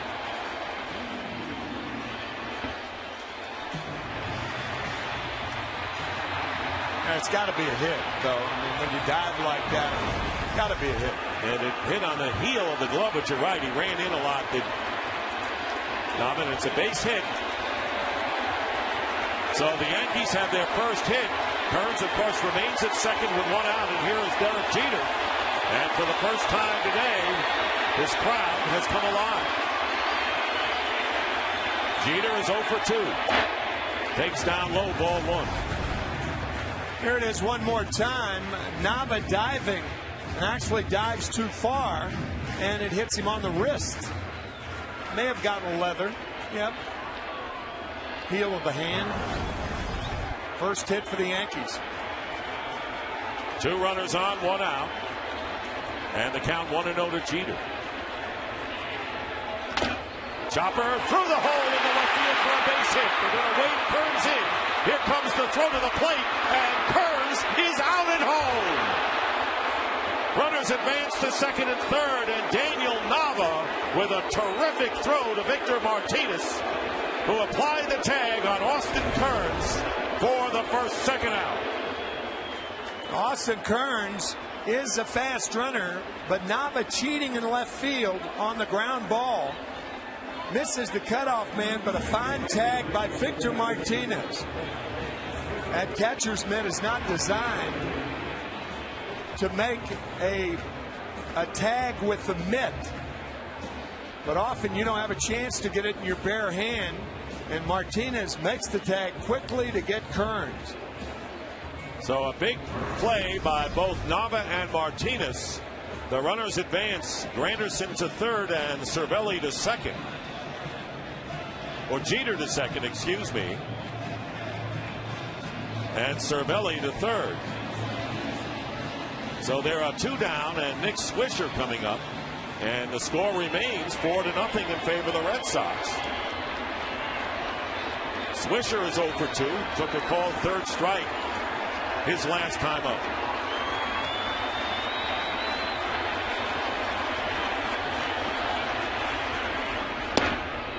Ball 1. When a team trails by 4 runs, a third base coach is always going to be second guess when he sends a runner.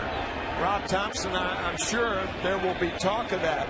But I think what Robbie thought was that Nava was playing deep enough for Jeter, and that the ball was a 38 hopper through the middle. Kearns had a good jump from second base, and that he could score.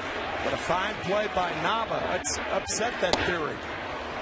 Here it is one more time through the infield, and Kearns got a good jump, and Thompson didn't even slow down. He sent him all the way, and a fine throw, fine tag by Martinez upset that strategy. And it wasn't with nobody out or 2 out. There was 1 out at the time. Right. And it was a bang-bang play at the plate. And if that throw had been up the line a little more, the runner would have scored easily.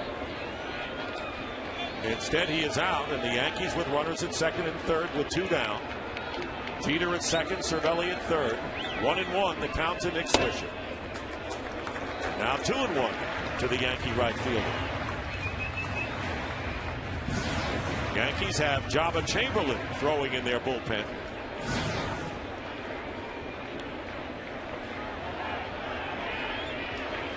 So the Yankees held without a hit until the 6th inning, and they have 2 hits, but no runs to show for it. And Swisher, let's say, fly ball to shallow right field. And Drew makes the catch to retire the side. The Yankees still trail 4-0. And here's why. Novice throw to Martinez, who applies the tag to Austin Kearns.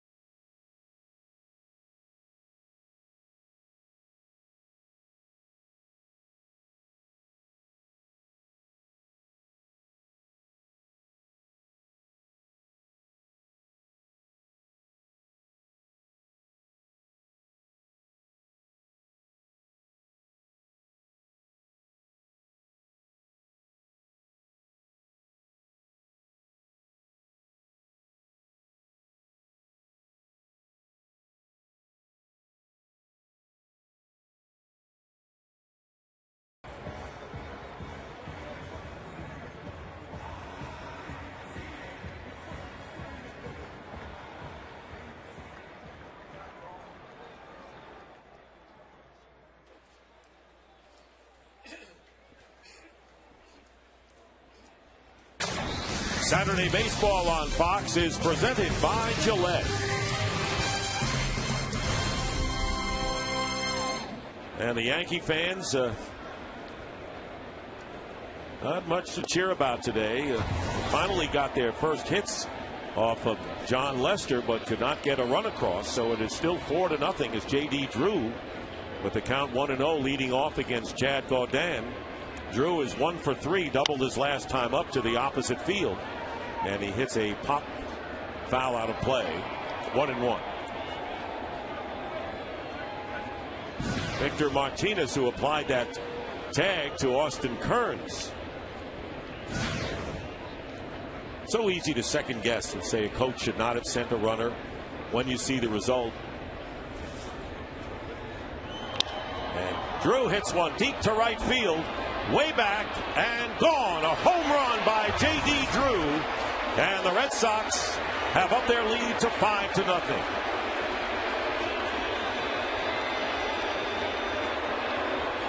For Drew, his 20th home run of the year, and RBI number 65. So now it's 5-0 with the leadoff home run. By the way, that is the 6th season that J.D. Drew has had 20 home runs.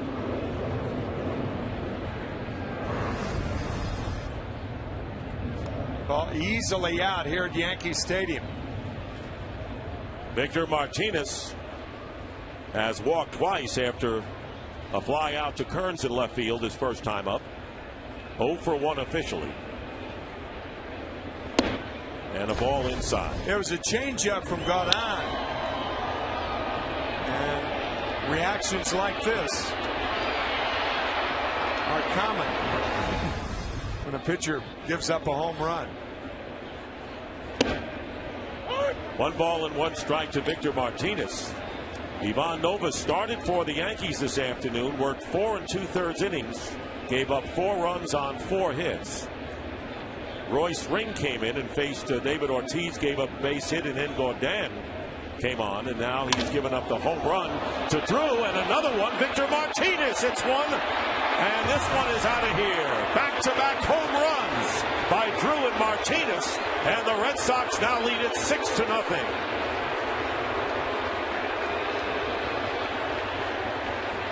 Home run number 19 for Victor Martinez, who now leads all American League catchers in homers and RBIs. 19 homers and 74 runs driven in. This ball was really smoked. A low fastball. Just a matter of whether it was high enough, and it was, for another home run. His 19th of the year for Martinez. So it's 6-0, and David Ortiz, who has singled and knocked in 2 runs with base hits in the 3rd and 5th innings, and takes ball 1. So the Red Sox explode here in the 7th inning after the Yankees finally get their first hits off of John Lester with back-to-back homers by Drew and Martinez. Still nobody out, and 1-1 to Big Poppy. And just think, on Tuesday night, after beating the Tampa Bay Rays, Dick, for the second game of that 4-game series, the Yankees were 2.5 games in first place. Since then, they've given up 33 runs. 2 of those games against Tampa Bay, and 1+. And there's a drive to right field, and it's caught. Great catch by Nick Swisher in right field, and that looked like that was going to sail over his head. Boy, you could really tell Nick Swisher, going after that line drive, how hurtful that left knee was. And that's what we were talking about earlier. Joe Girardi and Brian Cashman trying to get the Yankees healthy for the postseason. Boy, his knee is really bothering him. It's almost like he's going after it with one leg. It's so obvious on that play. Yeah. So there's 1 out, and Joe Girardi trying to have his team hold on. They're half a game behind the Tampa Bay Rays, who will be playing home to the Seattle Mariners tonight. And Adrian Beltre takes a fastball for ball 1. So Sanchez warming up in the bullpen for the Yankees. Romulo Sanchez, a rookie right-hander.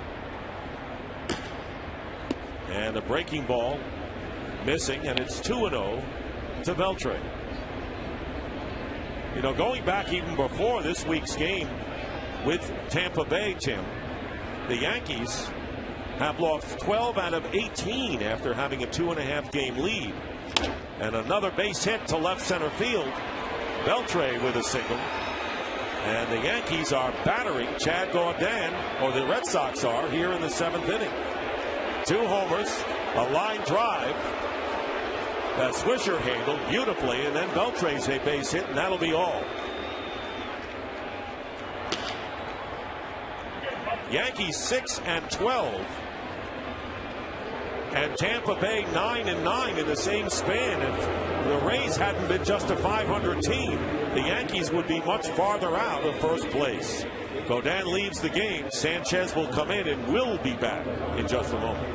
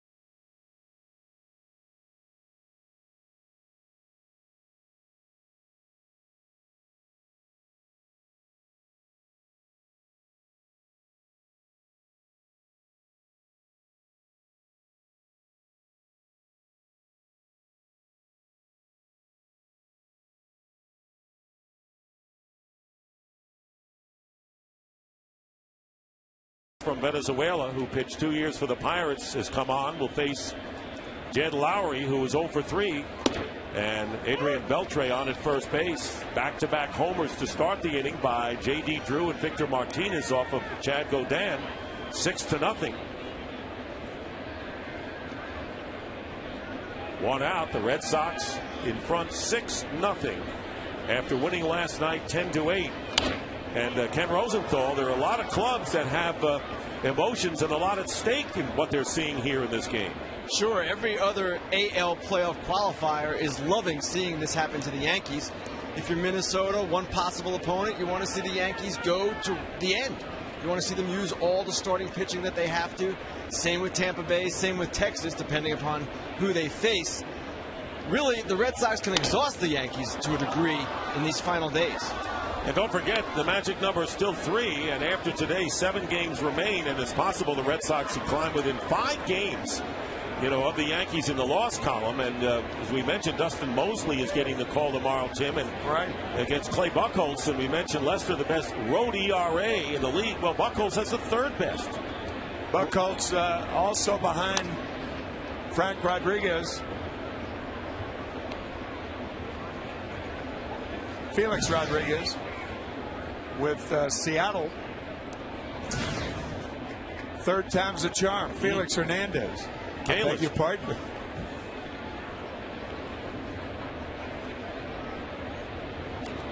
Two strikes to Lowry, and the ball getting away, no advance by Beltre.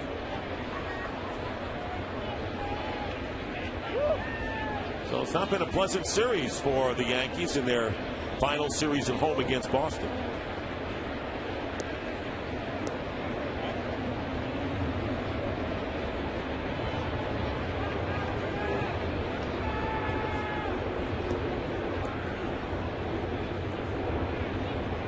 Lowry getting set again in the batter's box. 1 ball and 2 strikes.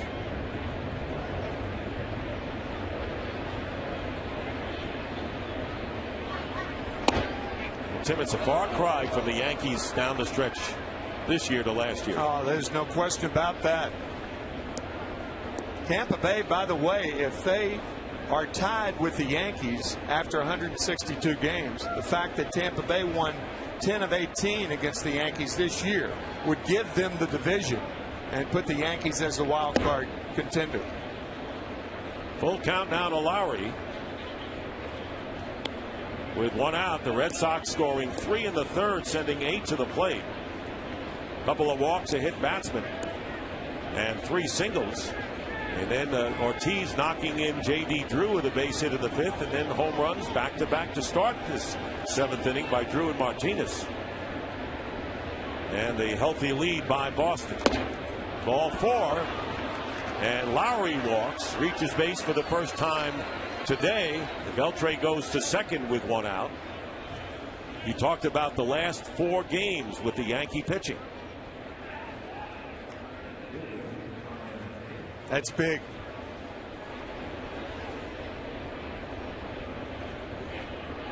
Not the way you want to enter into postseason as Ryan Kalish comes up.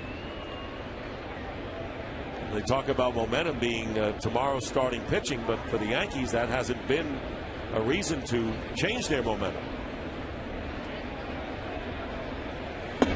1-0 to Kalish, who's 1 for 2 with a single. Was hit by a pitch in the 3rd inning and has scored a run. Yankees leave tomorrow night after the game. They go to Toronto and they face a team that is far and away the best home run hitting team in the major leagues. And there's not been a time for Mariano Rivera over the last 4 Yankee games. Two runners on and 1 out. And the count now 2 balls, no strikes to Kalish, and Cervelli will go to the mound to talk to Sanchez. So the Yankees now looks like they're going to their bullpen again. Kenny, it doesn't get any better right now for the Pinstripes. No, it doesn't, Dick. And in fairness, none of the 4 pitchers the Yankees used today, well, it's possible that none of them will be on the postseason roster. But the way this is heading, the Yankees will open on the road in Minnesota. The Twins have been a terrific home team this year. It's just not the way you want to go into it. Certainly not. And of course, you also want to talk about the hitting aspect and hitting in timely fashion, which the Yankees have had some problems as well during their 6-12 problem. And it's not just the pitching. Twins with the best home record in baseball, by the way, at 52-25 as we speak. In that spanking new ballpark. And that really is a home advantage for them. Yes. 3-1 now to Ryan Kalish. And Romulo Sanchez one pitch away from loading the bases with Daniel Nava on deck. We talked about Terry Francona never being named manager of the year. Neither is Ron Gardenhire. Certainly under consideration this year. The Twins have won their division 6 times in the last 9 years. That's the Central Division of the American League. That was a close battle for a while.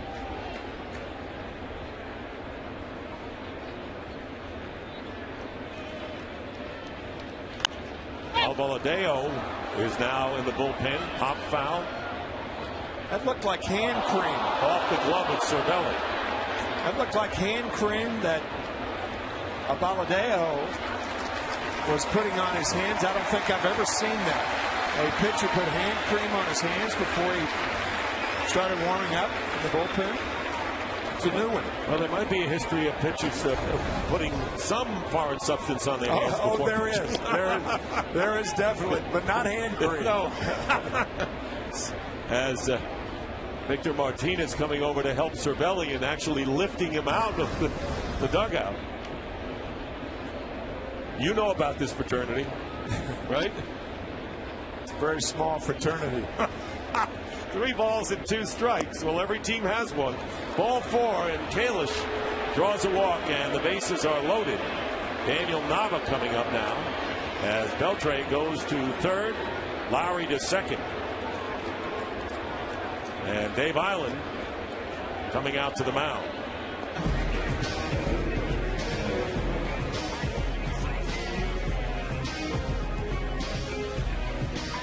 Here it is right here. Alvaladeo. I think that's obviously it's not sunscreen, but putting hand cream. I don't think I've ever seen that. I've seen pitchers and hitters use hand cream, but never while in uniform. This is in the clubhouse when they're about ready to get on the team bus. Yeah, right. Here's Daniel Nava. He's been on base twice and has scored a run, has walked and was hit by a pitch. Officially 0 for 1. Well, the Red Sox leading 6-0. They've out-hit the Yankees 9-2 and on the prowl for more.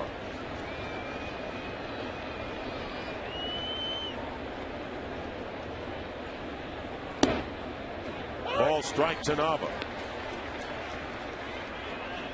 Beltre, Lowry, and Kalish. And the inning started with back-to-back home runs by Drew and Martinez. And shots over the auxiliary scoreboard in right field. Big cut and a miss. And it's 0-2 to Nava. Looked like a changeup from Sanchez. Or a screwball. That ball had some screwball action to it.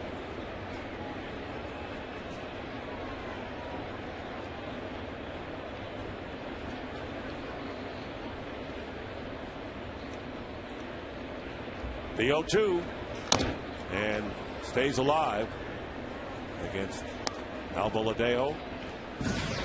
Pitched last night, worked an inning and 2/3. Alvaladeo in the bullpen, and Sanchez trying to pitch out of it.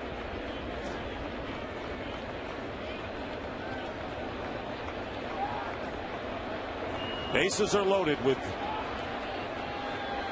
1 out here in the 7th inning. And getting a piece of it is Nava, and again stays alive.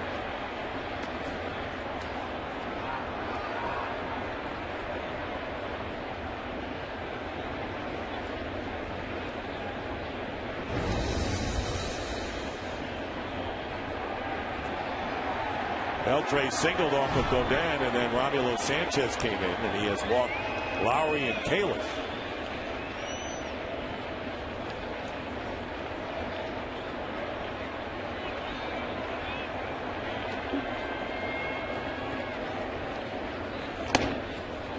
One and two.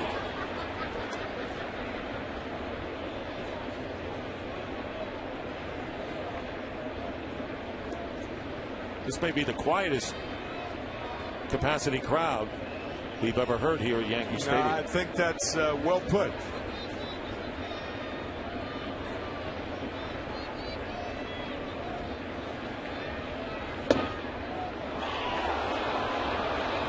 Two and two, just missing outside.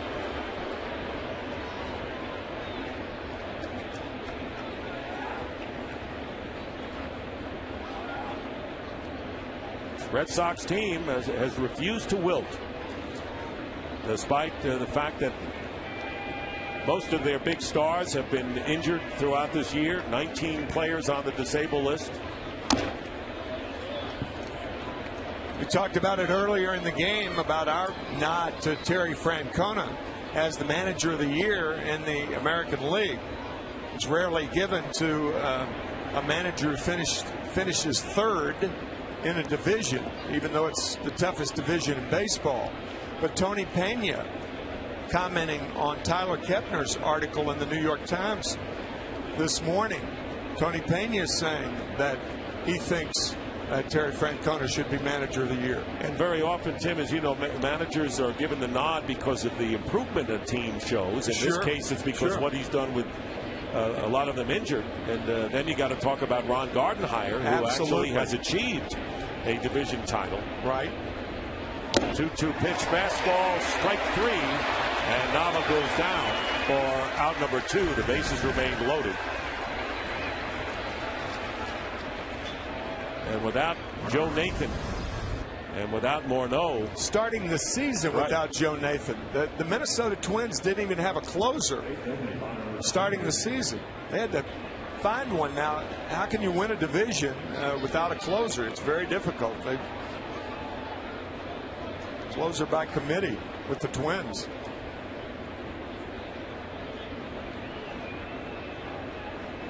So there are two down. Lars Anderson, who is 1 for 3 with a base hit, has scored one of the 6 runs. Romulo Sanchez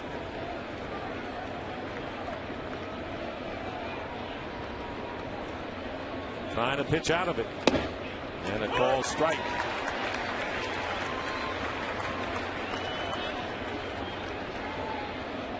John Lester has been sitting in that dugout for quite a while now, about 23 minutes since this inning has started. Foul back. 0-2 the count to Lars Anderson.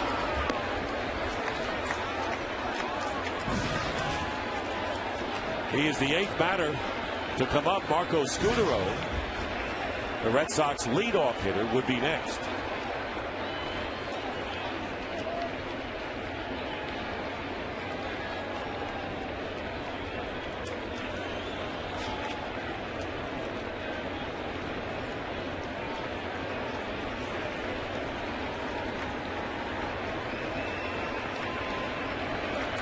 Here's the 0-2 pitch.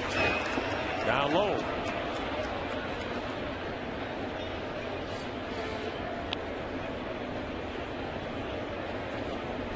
One of the difficult things about September baseball for hitters is trying to learn the pitchers that have been added to the roster in September. Can expand from 25 to 40 players in September. And a lot of pitchers with whom you're not familiar. And Anderson strikes out. 23 minutes. But Drew and Martinez with home runs to start this inning, giving the Red Sox a 6-0 lead as Lester comes out for the bottom of the 7th.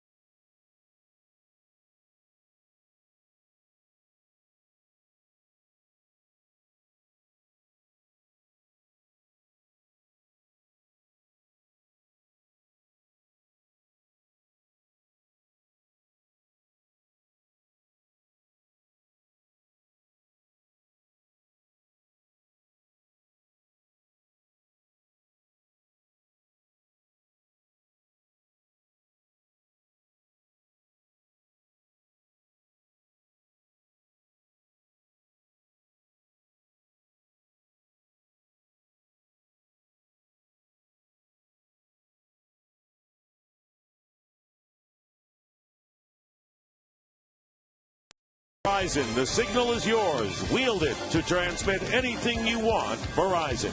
By Geico, 15 minutes can save you 15% or more on car insurance. And by Advil, make Advil your #1 choice. Well, the National League pennant race is heading for an amazing finish, and this October, the 4 best teams will collide in a month of games filled with drama, excitement, and thrills to see which teams will advance to the World Series. Coverage of baseball's postseason returns October 16th with the NLCS, followed by the World Series only on Fox.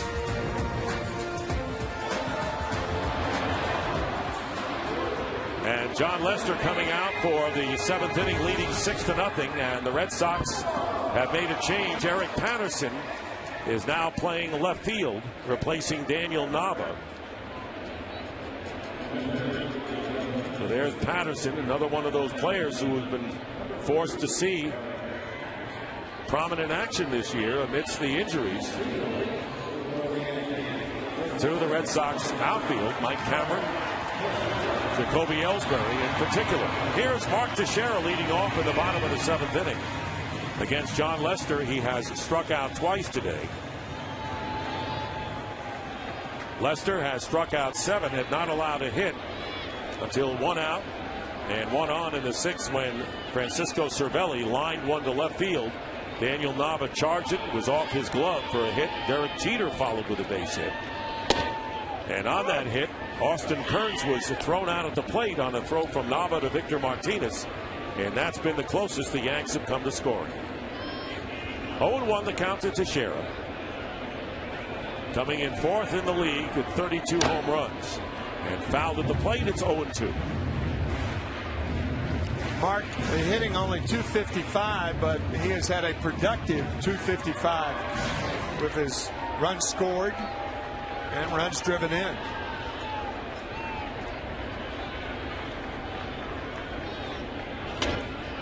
Fouls it back, and it's still 0-2. John Lester looking for his 19th win of the year. He is tied for 2nd of the most victories in the league with Justin Verlander and David Price. CC Sabathia has 20 to lead the league. 1-2 now to Teixeira. Will be followed by Alex Rodriguez and Robinson Cano here in the 7th. There's CC Sabathia, slated to go Friday at Fenway Park and be the Yankees opening pitcher in the division series. 2 balls and 2 strikes. John Lester with a shot at 20 wins if he wins this game, and in his final start, Mel Parnell won 21 back in '53, and this line shot is out of play.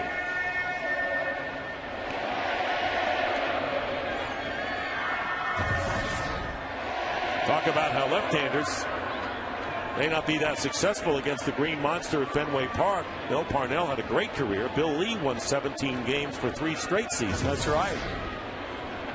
And that last name on that left-handers list, Maury McDermott. Bruce Hurst, another left-hander, was successful. In fact, left-handed hitters had great years at Fenway Park. And we know, of course, you mentioned Ted Williams earlier, Carl Yastrzemski. Fred Lynn. Fred Lynn, the only player ever that was the Rookie of the Year and the MVP in 1975. Dick Stockton, my partner's first year doing Boston play-by-play. And you were with the Red Sox for a good part of that season. Yep. And I will contend that if you had been in that clubhouse with your savvy and veteran wiles, the Red Sox might have beaten the Reds in that World Series. Here's the payoff pitch. Low ball 4. They could have used you down the stretch. Ball 4, and Teixeira is on with nobody on. Well, weekdays make lunchtime your prime time with Lunch with Benefits on FoxSports.com, and watch one-of-a-kind sports shows online from your computer Monday through Friday at 1 p.m. Eastern. And Monday we've got the after party where Jake Laser chats with the biggest performers from the previous day's NFL games. Get ready for another helping of Lunch with Benefits as we kick off Season 2 on FoxSports.com. Alex Rodriguez has flied out and walked. He was the first Yankee base runner with the leadoff walk in the 5th. Down low, 1-0. That was a terrific at bat by Mark Teixeira, trying to get the Yankees and something going here. Yankees have 46 come from behind wins this year. That's the most in baseball. But they've got a real uphill battle against John Lester. Down low, and there goes Teixeira, and the ball getting away from Martinez, and Teixeira advances to second. And the count 2-0 to Alex Rodriguez. That's a wild pitch charged to Lester. 6th of the year for John.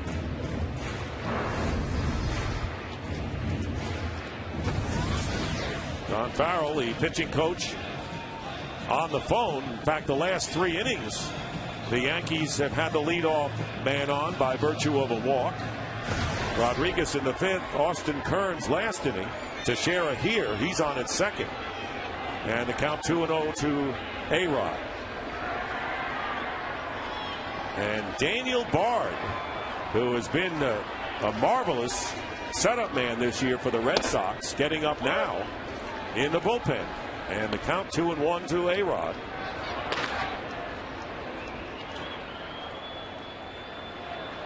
Bard has had a huge season, coming in the 8th inning primarily for John Papelbon, who has 37 saves this year, but also 7 blown saves, the most in his career. Yeah, his earned run average is the highest it's ever been. Here's the 2-1 pitch, fastball, and it's missed by A-Rod, and it's 2-2.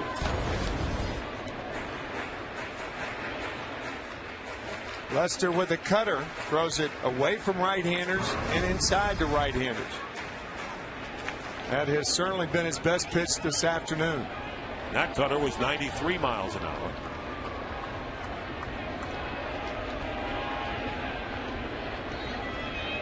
Teixeira with the lead at second base, and A-Rod goes down. Strikeout number 8 for John Lester, and there's 1 gone. Cut fastball outside. A-Rod missing that cutter by a couple of inches. Gloria Estefan's one of my favorite song stylists. I think her music is terrific, and she had a popular song about 20 years ago called "It Cuts Both Ways," and I think of when I'm watching Lester with the cutter away from right-handed batters, cutter in on him. That's what he's done today. He's had that fastball cut both ways. Ball 1 to Robinson Cano. 0 for 2. Cano had a career high last year of 25 home runs, and he's already exceeded that by 3 with 7 games remaining after tonight.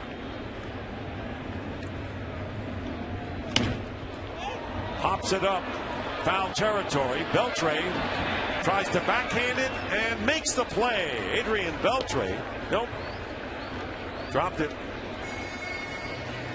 Third base umpire Jerry Crawford was there. I thought think he gave the sign. I think he had it in the webbing. I thought Crawford gave the sign too, but he did not have it in the webbing. And that, nope. Yeah, you can see Jerry Crawford. I thought he went up with the right hand, but he didn't, and Beltre's left arm appears to be all right.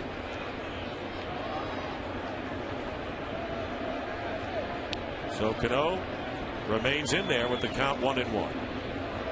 And a squibbler to Lowry, and his only play to first base. or out number 2 as Teixeira moves to third. 2 down here in the 7th inning to Marcus Thames.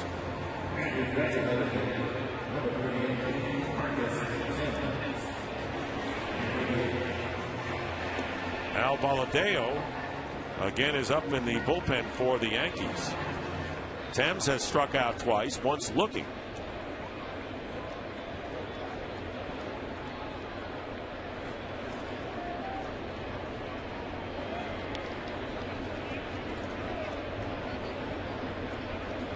Mark Teixeira on at third base. The Yankees have been shut out thus far today, 6-0. Ball 1 to Marcus Thames.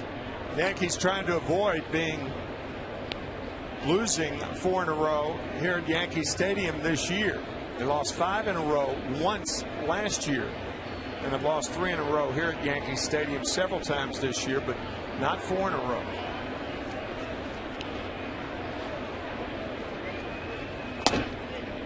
In for the strike, 1-1.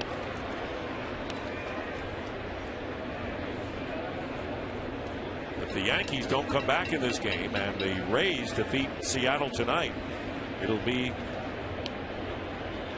game-and-a-half lead for Tampa Bay, but 2 in the loss column.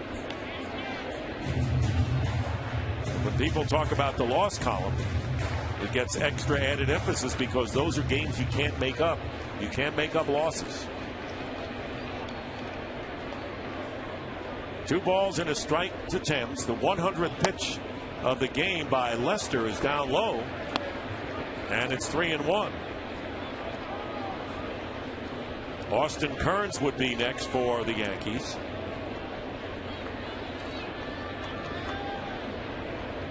Three balls and 1 strike with 2 down. Bottom of the 7th inning, the Red Sox in front 6-0.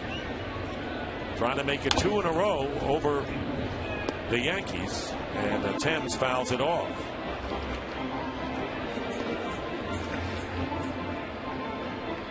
Terry Francona's Red Sox continue to battle. Magic number is 3. Any combination of Yankee wins or Red Sox losses totaling 3 will eliminate Boston from the playoff race.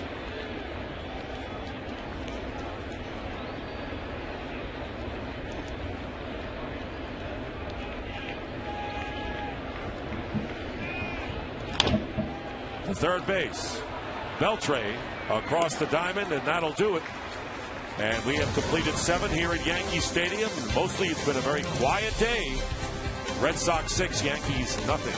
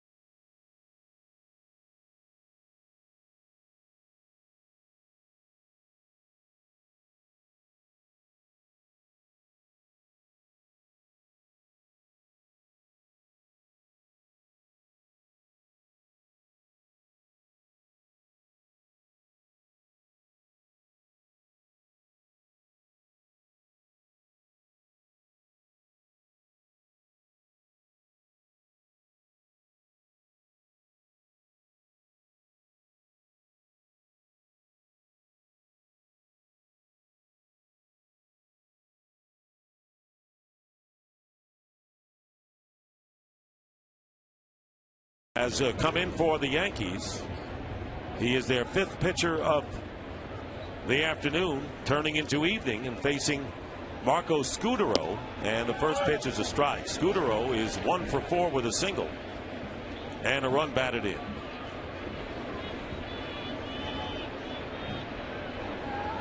Twice today, the Red Sox have sent 8 men to the plate. The 3rd inning and last inning, the 7th. And a shot past A-Rod into left field. Scutaro rounds first and heading into second with a double as Austin Kearns retrieves. So a leadoff double by Scutaro, his 2nd hit of the game, starts the 8th inning. Baladeo with 43 saves in 57 appearances at the AAA affiliate of the Yankees, Scranton Wilkes-Barre. Gives up a leadoff double to Scutaro to open the 8th. And here's J.D. Drew, who blasted a home run to lead off last inning, his 20th home run of the year.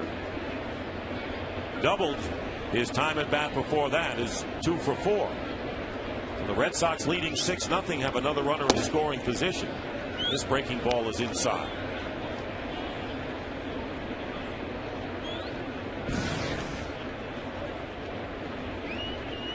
Texas is playing Oakland, and the Texas Rangers, magic number 2, a victory over the A's, would capture the AL West as Drew fouls it out of play, and it's 1-1.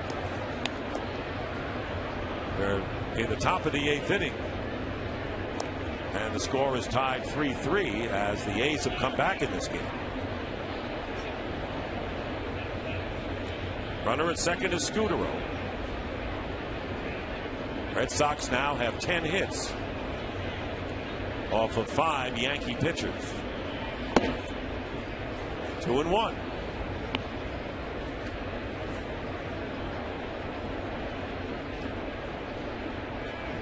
Win today for the Red Sox would even their season series with the Yankees at 7-7 and give them a 5-3 edge here at Yankee Stadium. And a swing on the high fastball evens the count.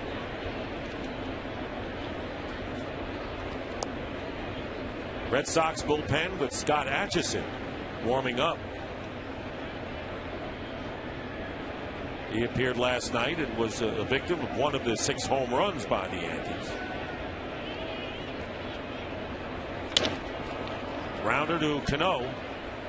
He'll make the play for the first out. Scutaro will go to third. Time for a DirecTV game break in the bottom of the 7th inning. Texas leading 3-1. 1 out.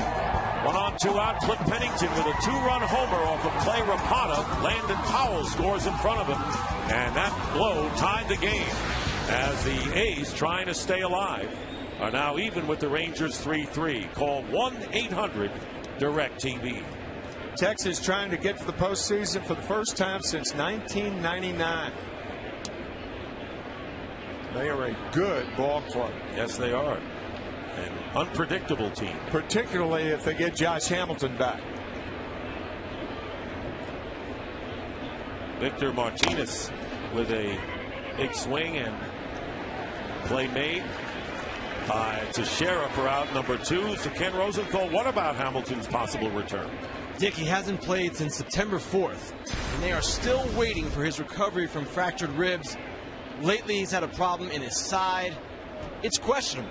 He's going to be back, they believe, but the question is, how effective will he be? And without him, in the last couple of weeks, their offense has really sputtered.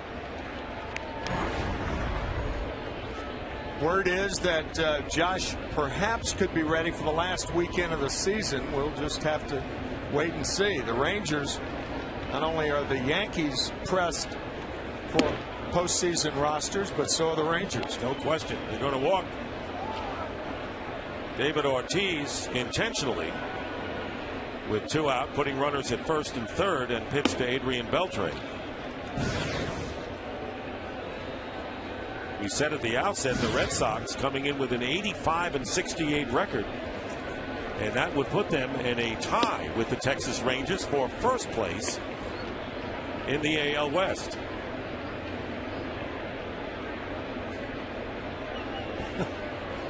But I don't think they're going to move around the teams at this rate. No. Change divisions. No.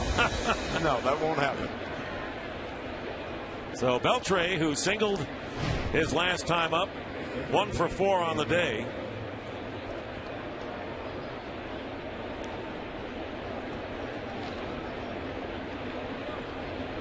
Facing Al Baladeo.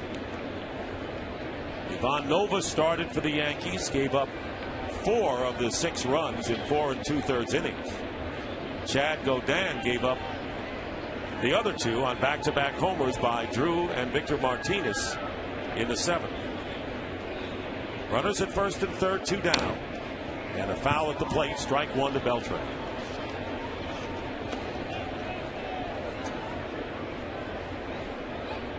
So the Rays and the Twins tied for the best record in the American League.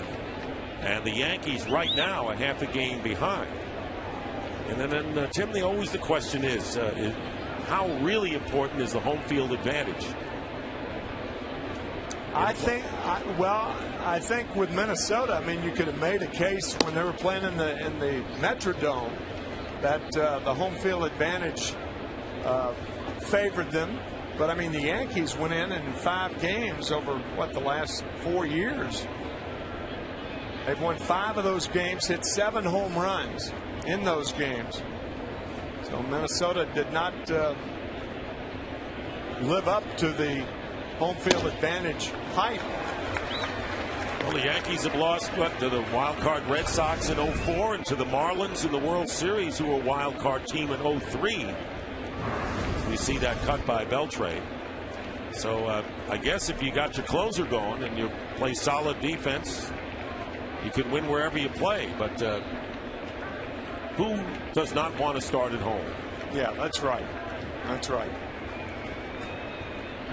And a lot of it has to do with how you got there, too. I mean, if the Yankees get there as a wild card team, it's going to be disappointing. And if you go to Minnesota as a wild card team, I mean, that's got to have a psychological effect of some kind on you, because, I mean, here we were talking last Tuesday, they had a 2.5 game lead over Tampa Bay. 2-2 pitch. And it's popped up short right field. Cano makes the catch, and that'll do it. And the Yankees will come up in the bottom of the 8th. They haven't gotten a run, and they trail 6-0.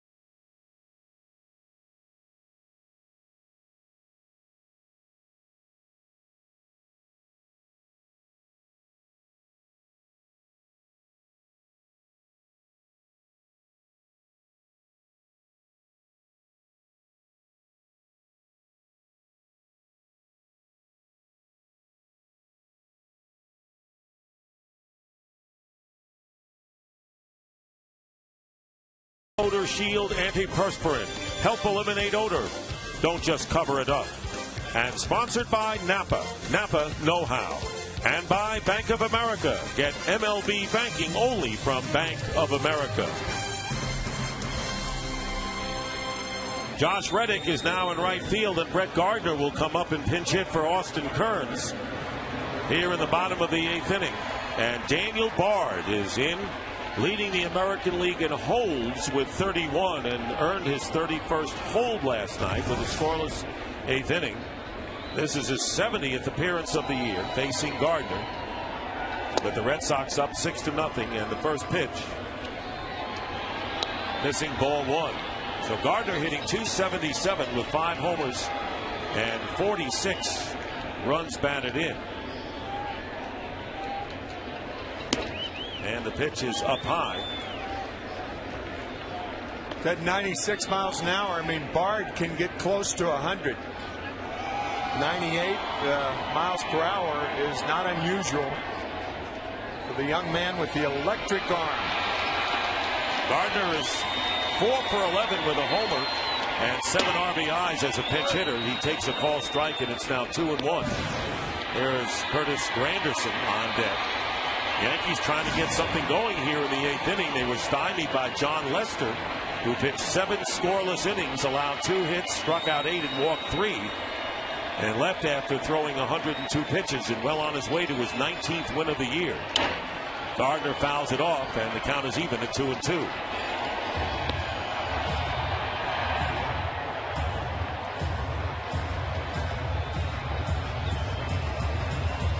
Joe Girardi trying to find the answers to end what could be a 4-game losing streak, all at home, if the Yankees don't come back from this 6-run deficit.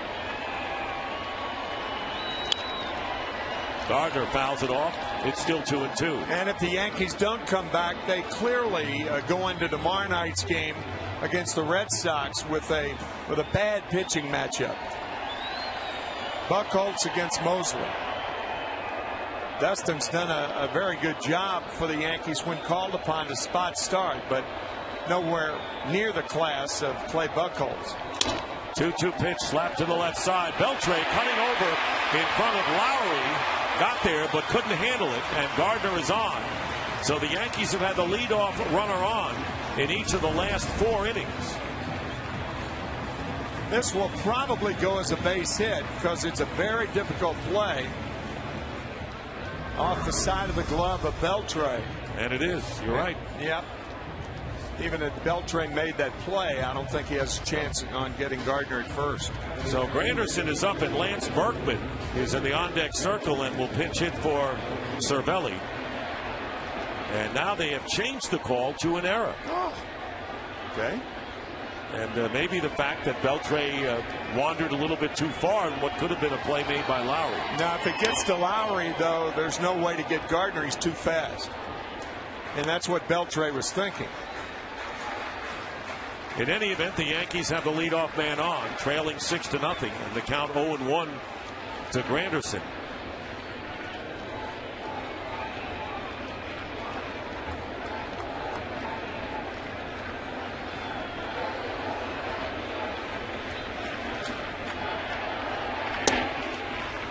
One and one.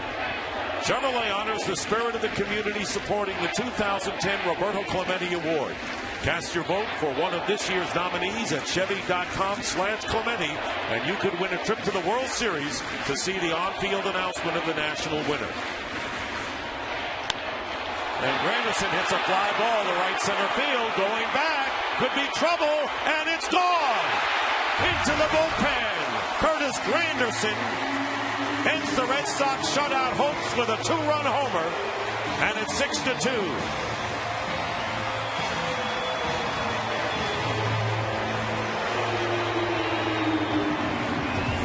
Number 23 for Granderson. And the Yankees finally come alive at the plate. This looked like a hanging splitter from Bard. 89 miles an hour. It certainly wasn't his fastball, and you can bet Daniel Bard's thinking about that in that shot. And now Lance Berkman will come up and pinch hit for Cervelli. And as we mentioned, Berkman hit his first home run in a Yankee uniform this past week. Acquired from Houston on July the 31st. Came off the 15-day disabled list on the beginning of September. Had a sprained ankle, missed 14 games, and here he is against Bard. 6-2 the score. Red Sox lead as Berkman fouls off the pitch for a strike.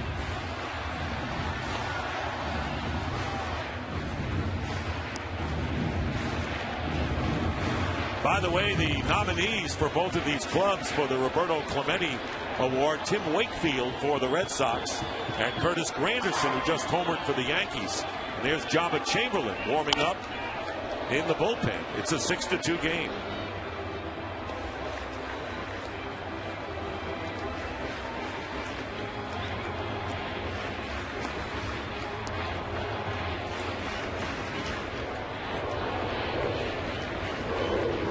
So now the Yankees are looking for base runners here, down by 4 runs here in the bottom of the 8th inning. Still nobody out. Breaking pitch up and in, 1-2 to Berkman.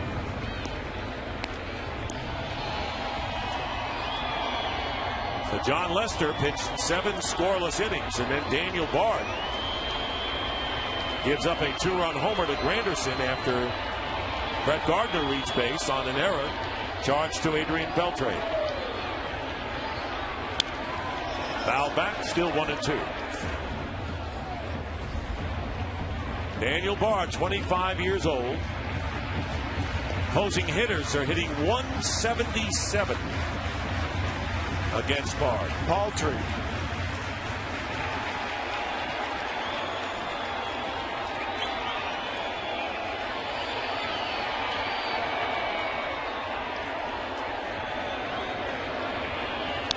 Now back, Bard almost became a Yankee. He did not sign with the Yankees back in 2003 after he was drafted by the Yanks. Instead, he accepted a scholarship to pitch for the University of North Carolina. So here he is pitching against the Red Sox chief rivals and against the team he could have been with. From a Tar Heel to a Red Sox. Carolina blue to red and blue. In the dirt, and he went around. Berkman swung at the pitch. Jerry Crawford rules, and he's down for out number 1. Yeah, I think he went too far. He didn't want to. The slider down and in, he did clearly go too far, and that call correctly by Jerry Crawford, the third base umpire. No argument for Berkman. 1 out, and Derek Jeter up for the 4th time in the game. 1 for 3, single to left his last time.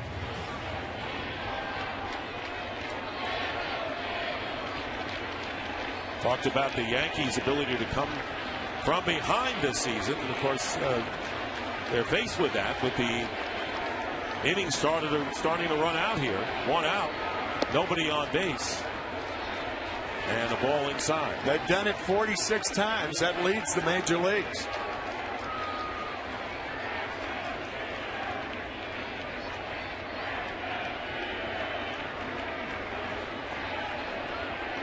Bard opposed by Jeter.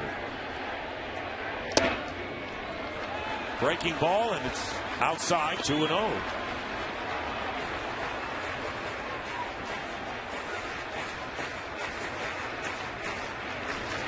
Can the Yankees make it 47? They got pretty big mountain to climb here in the 8th. And it's 3-0. Nick Swisher on deck for the Yankees.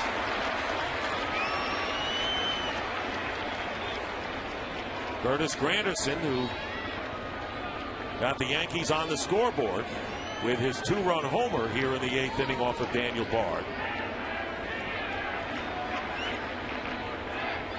And it's going to be ball 4. Granderson obviously hitting better. The 2-run homer. And one of the reasons why, Ken Rosenthal. Been talk about the impact of a hitting coach. Kevin Long, the Yankees coach, completely redid Curtis Granderson's swing, and we'll show you how. There it is. Granderson's got an open stance there, a lot of hand movement, and then a one-handed finish. Now, closed stance, less movement, two-handed finish, 13 home runs since he took 2 days off in mid-August. Obvious results. And we saw it this inning. Curtis Granderson, 10 homers in the first 90 games, 13 in the next 40. And here is Nick Swisher, who is 3 for 5 against Daniel Bard, including a home run. Remember last night the Yankees were trailing 10-1. Okajima and Papelbon are warming up for the Red Sox here in this 8th inning. Here's the key guy right here, Nick Swisher. Swisher gets on, and then you've got Teixeira and Rodriguez following. If you get Swisher out, then you have Teixeira. If he comes with the long ball, you're still 2 runs up. So a key man right here. Strike one. And remember last night the Red Sox were seemingly comfortably in front, Tim, 10-1. Right. And the Yankees ended up with a tying run at the plate. They lost 10-8. Pointed out the need that affected Swisher on his great catch in right field earlier in the game. Trying to check his swing, and it's a strike. 0-2 now to Swisher. Well, it clearly is bothering him. It's the knee off of which he pushes when he bats left-handed. He didn't think he went around, but home plate umpire Chris Guccione said he did.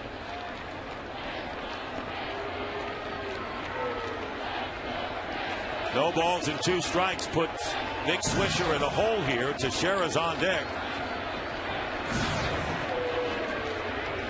The Yankees looking for more base runners. Derek Jeter, who walked on at first with 1 away here in the 8th. 6-2, the Red Sox lead. And the breaking ball just missed, and it's 1-2. I think Bard wanted that one. Now it looked a little high to me. Yeah, too tall.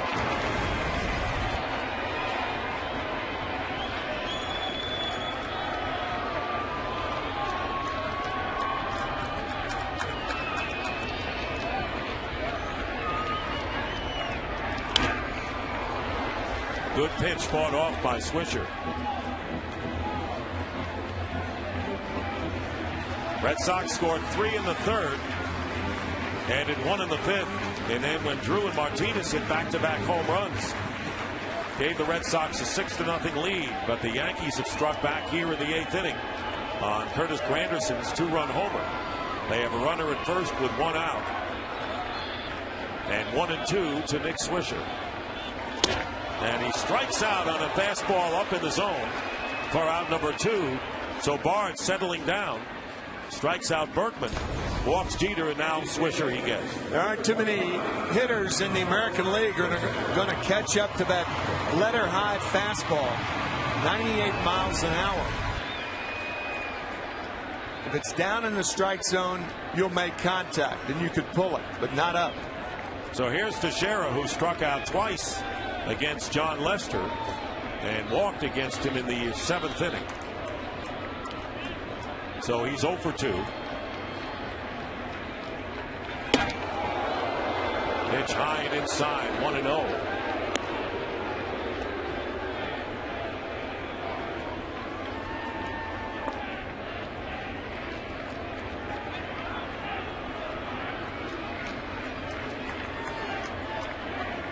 Jeter held on by Anderson.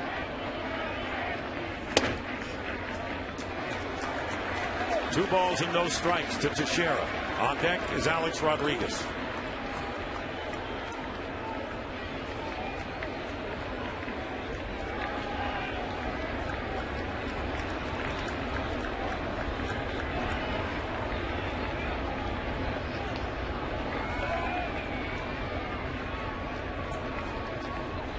Bard's 2-0 pitch. Another high fastball fouled back by Teixeira. 2-1. Yeah, that was ball 3. That's similar to the pitch on which Swisher struck out. Mark a little too anxious on that 2-0 fastball. They're going after the high stuff. The Yankees don't come back in this one. The Rays can extend their lead over the Yankees to a game and a half in the division race. With a game against Seattle. There's a ball caught by Scudero, a soft line drive, and that will end the threat in the 8th inning. Curtis Granderson with a 2-run homer. It's 6-2 as the Red Sox bat in the 9th.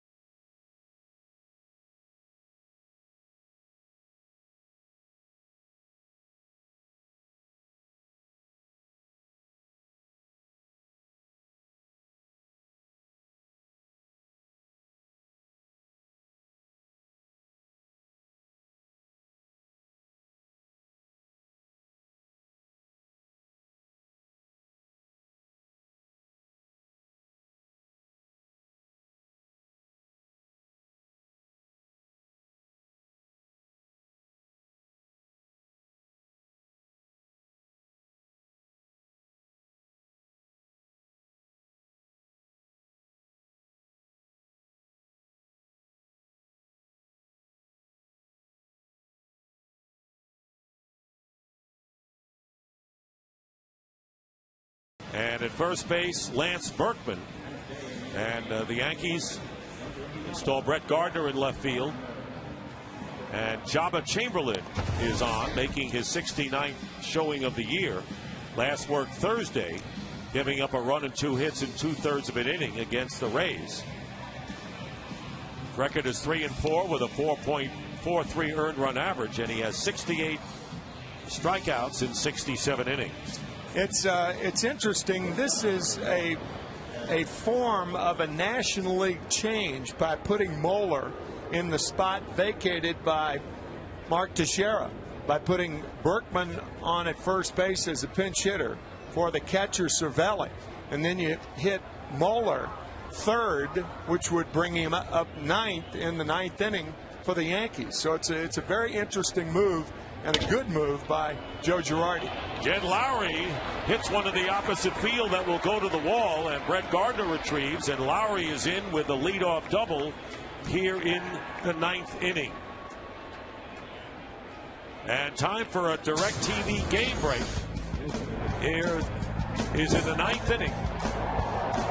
Texas Rangers now lead it 4-3. Jorge Cantu with a home run. His first as a Ranger off of Michael Wirtz, and Texas leads 4-3. And right now the Texas Rangers are 2 outs away from clinching the American League West. The magic number was 2, and a victory today would wrap it up. And here is Ryan Kalish.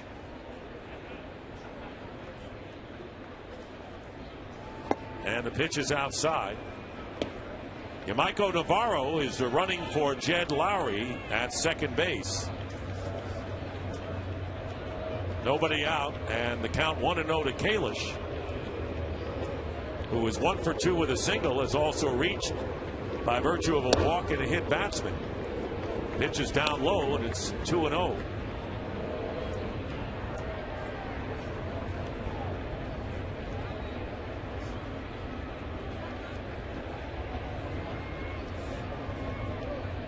2 balls and no strikes. 6-2. The Red Sox lead, and a line drive into the right field corner. It'll be a base hit, and Navarro will score. The Red Sox now lead it 7-2, and on at second with an RBI double is Ryan Kalish. Meanwhile, the Texas Rangers trying to wrap up the American League West, leading 4-3 in the bottom of the 9th inning at Oakland. Minnesota Twins have already clinched the AL Central. And if the Rangers wrap it up, the only battle that's left will be in the AL East. And the wild card, and the ball off the hand of Jabba Chamberlain. And they're going to send the runner Kalish back to second. Nobody was covering first base. And Jabba Chamberlain was looking to throw over there. Terry Francona out to the mound. Well, he stepped off and threw the ball on the ground, but was time called when he stepped off. I don't understand why Ryan Kalish has to go back to second base. And I don't understand, with no base runner or fielder at first base, why. Right, throwing to an unoccupied base. Why Jabba Chamberlain was going there in the first place. Maybe time was called. I guess that's the only sensible thing. Yes. I mean, and he stepped off. But why was time called? Maybe the whole Eric Patterson, the hitter, called timeout. A lot of times he'll give that as a word sign to the home plate umpire. Patterson up for the first time, takes the pitch outside, and the count 1 ball and 1 strike. Red Sox adding a run here in the 9th, leading 7-2, trying to make it 2 in a row over the Yankees. Setting up a possibility for the Rays with a win tonight to open up a 1.5 game lead in the AL East. And there is a foul ball cued down the left field line, and it's 1-2. Yeah, the more you think about that play with Jabba Chamberlain stepping off, it had to be timeout. Timeout that Chamberlain didn't know anything about, but you're right. I mean, throwing to an unoccupied base, even though he had stepped off. No base runner and no first baseman. No. So Patterson. That's a fast base runner who could get to second without you knowing it. And Patterson swings and misses and strikes out. Let's see if we can hear someone call time.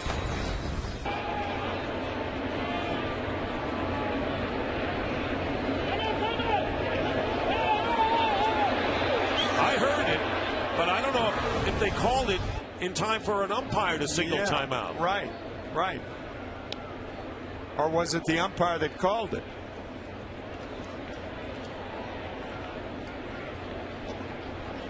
Many unanswered questions that we're witnessing here in what is becoming kind of a strange final few innings of this game. Yeah.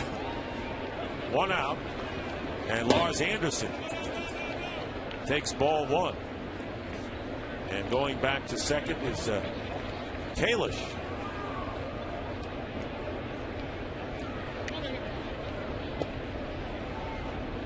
Anderson 1 for 4, and this is 23rd birthday. Facing Jabba Chamberlain, the 6th Yankee pitcher of the game.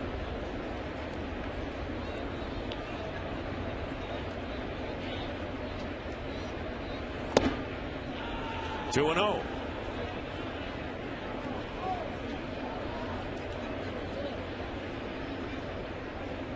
Marco Scudero, who has a single and a double and a run batted in, would be next for the Red Sox,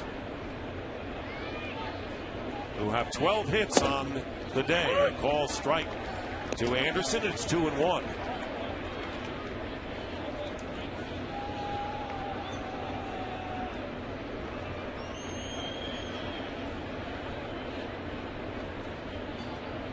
Kalish doubled home the pinch runner Navarro after Lowry had doubled to start the 9th inning. And Anderson swings and misses. And it's 2-2, and takes a long circle walk around Moeller and home plate umpire Guccione.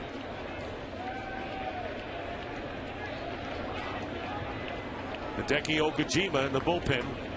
Right now, we're going to take you to Oakland. We're going to have bonus coverage of the Rangers and A's. So here they are, Josh Lewin and Tom Green.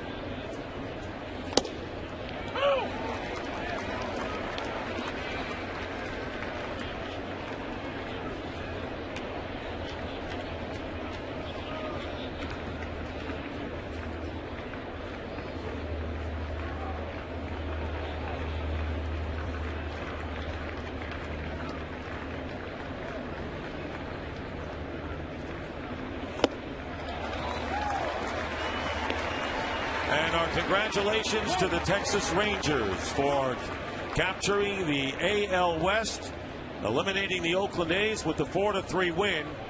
And so we have Minnesota and Texas in the playoffs, and this is the last pitch to Marco Scutaro. Fastball up in the zone. So there are two down, and Josh Reddick up for the first time in the game. Red Sox have runners at first and second with two out, one run in, and a 7-2 lead here in the top of the ninth inning. And there's a call strike. Meanwhile, the San Diego Padres defeated the Cincinnati Reds 4-3. Chris Denorfia with a walk-off double off of Aroldis Chapman, and so San Diego trailing the Giants by a half a game win today. And the Cincinnati Reds, after the Cardinals had lost to the Cubs, the magic number 2 cannot reduce the magic number. And here it is, Chris Denorfia with the double off of Aroldis Chapman. Chase Headley scores, and the San Diego Padres win it 4-3 in a battle between two hopefuls. A big win for San Diego. The Giants play at Colorado later, and so the excitement continues down the stretch of this season in so many races, Tim. So they're tied with the Giants now, and they're a half a game in front of Atlanta in the wild card race. Yes. And the Atlanta Braves won at Washington, and Philadelphia plays the Mets at home tonight. Right. So here's the NL West, as you pointed out, a tie between the Giants and the Padres, with the Giants playing at Colorado. There's a call strike to Reddick. 1 ball and 2 strikes with 2 out, 2 on. And the Red Sox leading the Yankees 7-2. Job at Chamberlain. And the Phillies have taken an early 2-0 lead over the Mets there in the top of the 2nd inning in Philadelphia. Phillies trying to win their 12th in a row. And really moved away from everyone establishing the best record in the National League and home field advantage. In fact, right now they have the best record in all of Major League Baseball. That's right. 2-2 the count to Reddick, who went in as a defensive replacement for J.D. Drew in right field.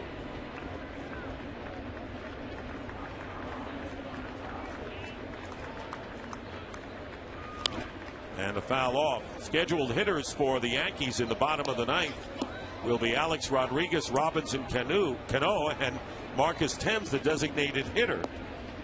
Hideki Okajima, who has come on a bit lately for the Red Sox after a disappointing first half of the season, plus injuries affecting him.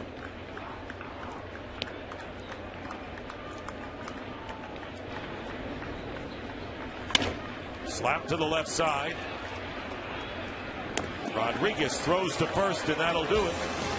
Red Sox get a run, take a 7-2 lead into the bottom of the 9th inning.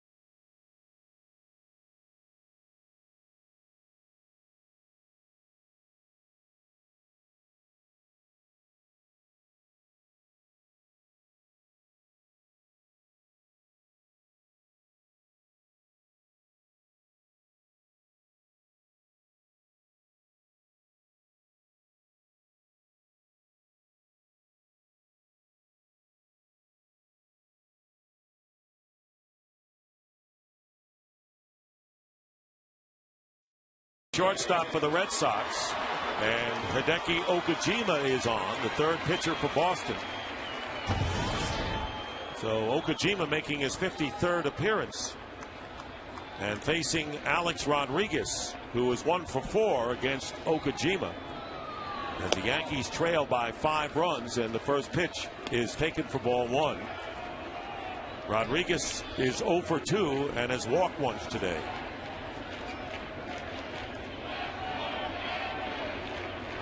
Okajima's career earned run average against the Yankees in 28 appearances is 4.97. Here's a strike, 1-1. Robinson Cano is on deck. Okajima with that unorthodox delivery.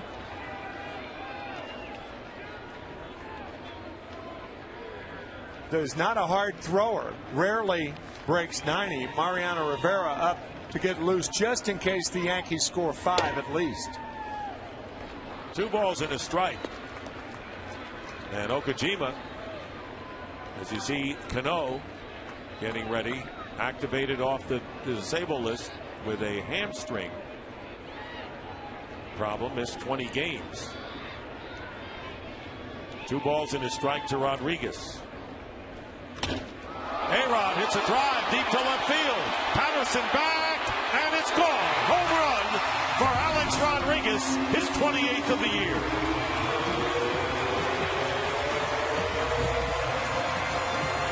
And his 3rd in the last 2 games. So it's a 7-3 game now.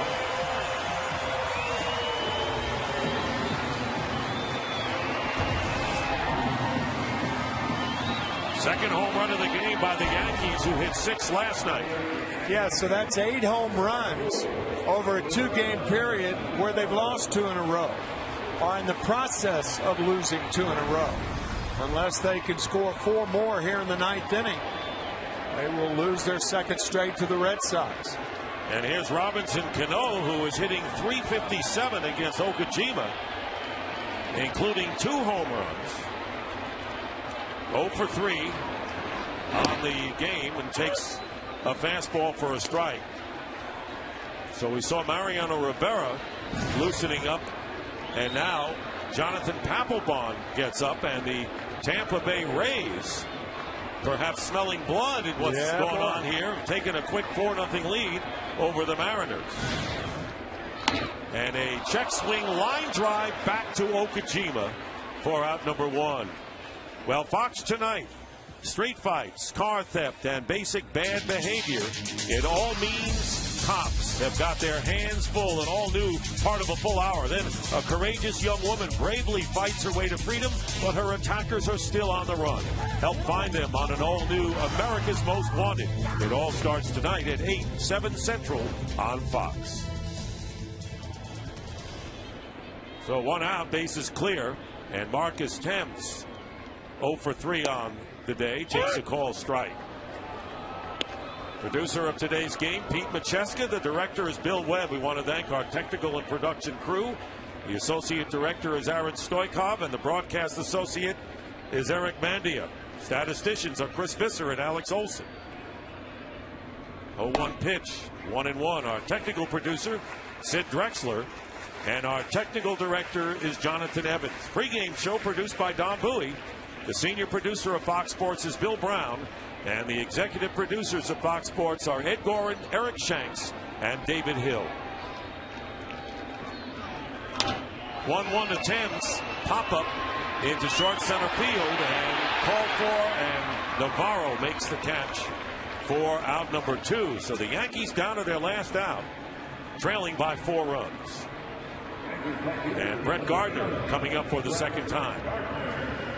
Interesting, in that Tampa Bay game, Evan Longoria is not in the game. He has a strained left quadricep. So he is scheduled to miss 3 or 4 games for the Rays. So Tampa Bay with their own problems of getting their stars ready for postseason. Very often it's a battle of attrition down the stretch. Yeah, right. Here's Gardner, takes a strike. He reached on an error last inning and came around on Curtis Granderson's 2-run homer. But the Yankees are 1 out away from suffering their 4th straight home loss, the most this year. Ball strike 2 by Okajima.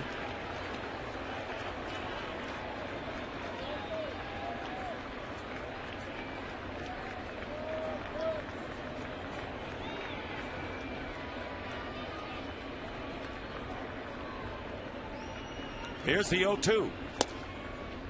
And a ball and 2 strikes to Brett Gardner.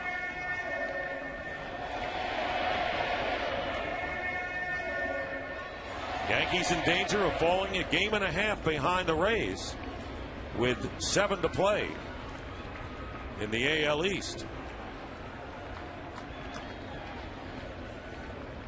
Okajima's 1-2 pitch. rides inside, and 2-2 to Gardner. Here's Granderson, hoping he has a shot. Joe Girardi telling us early about the fact that the Yankees beat the Red Sox, that's like 2 games on their schedule, because the magic number doesn't fall to 2, falls to 1.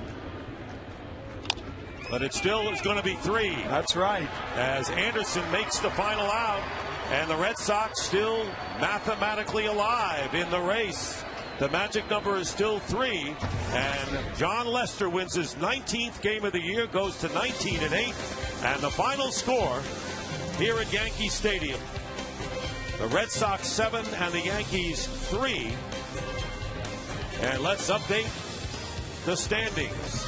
And right now the Yankees are a game behind the Rays, who are leading in their game against Seattle, and the Red Sox 5.5 behind the Yankees in the wild card with 7 to play. And we'll return to New York for more post-game coverage right after these messages.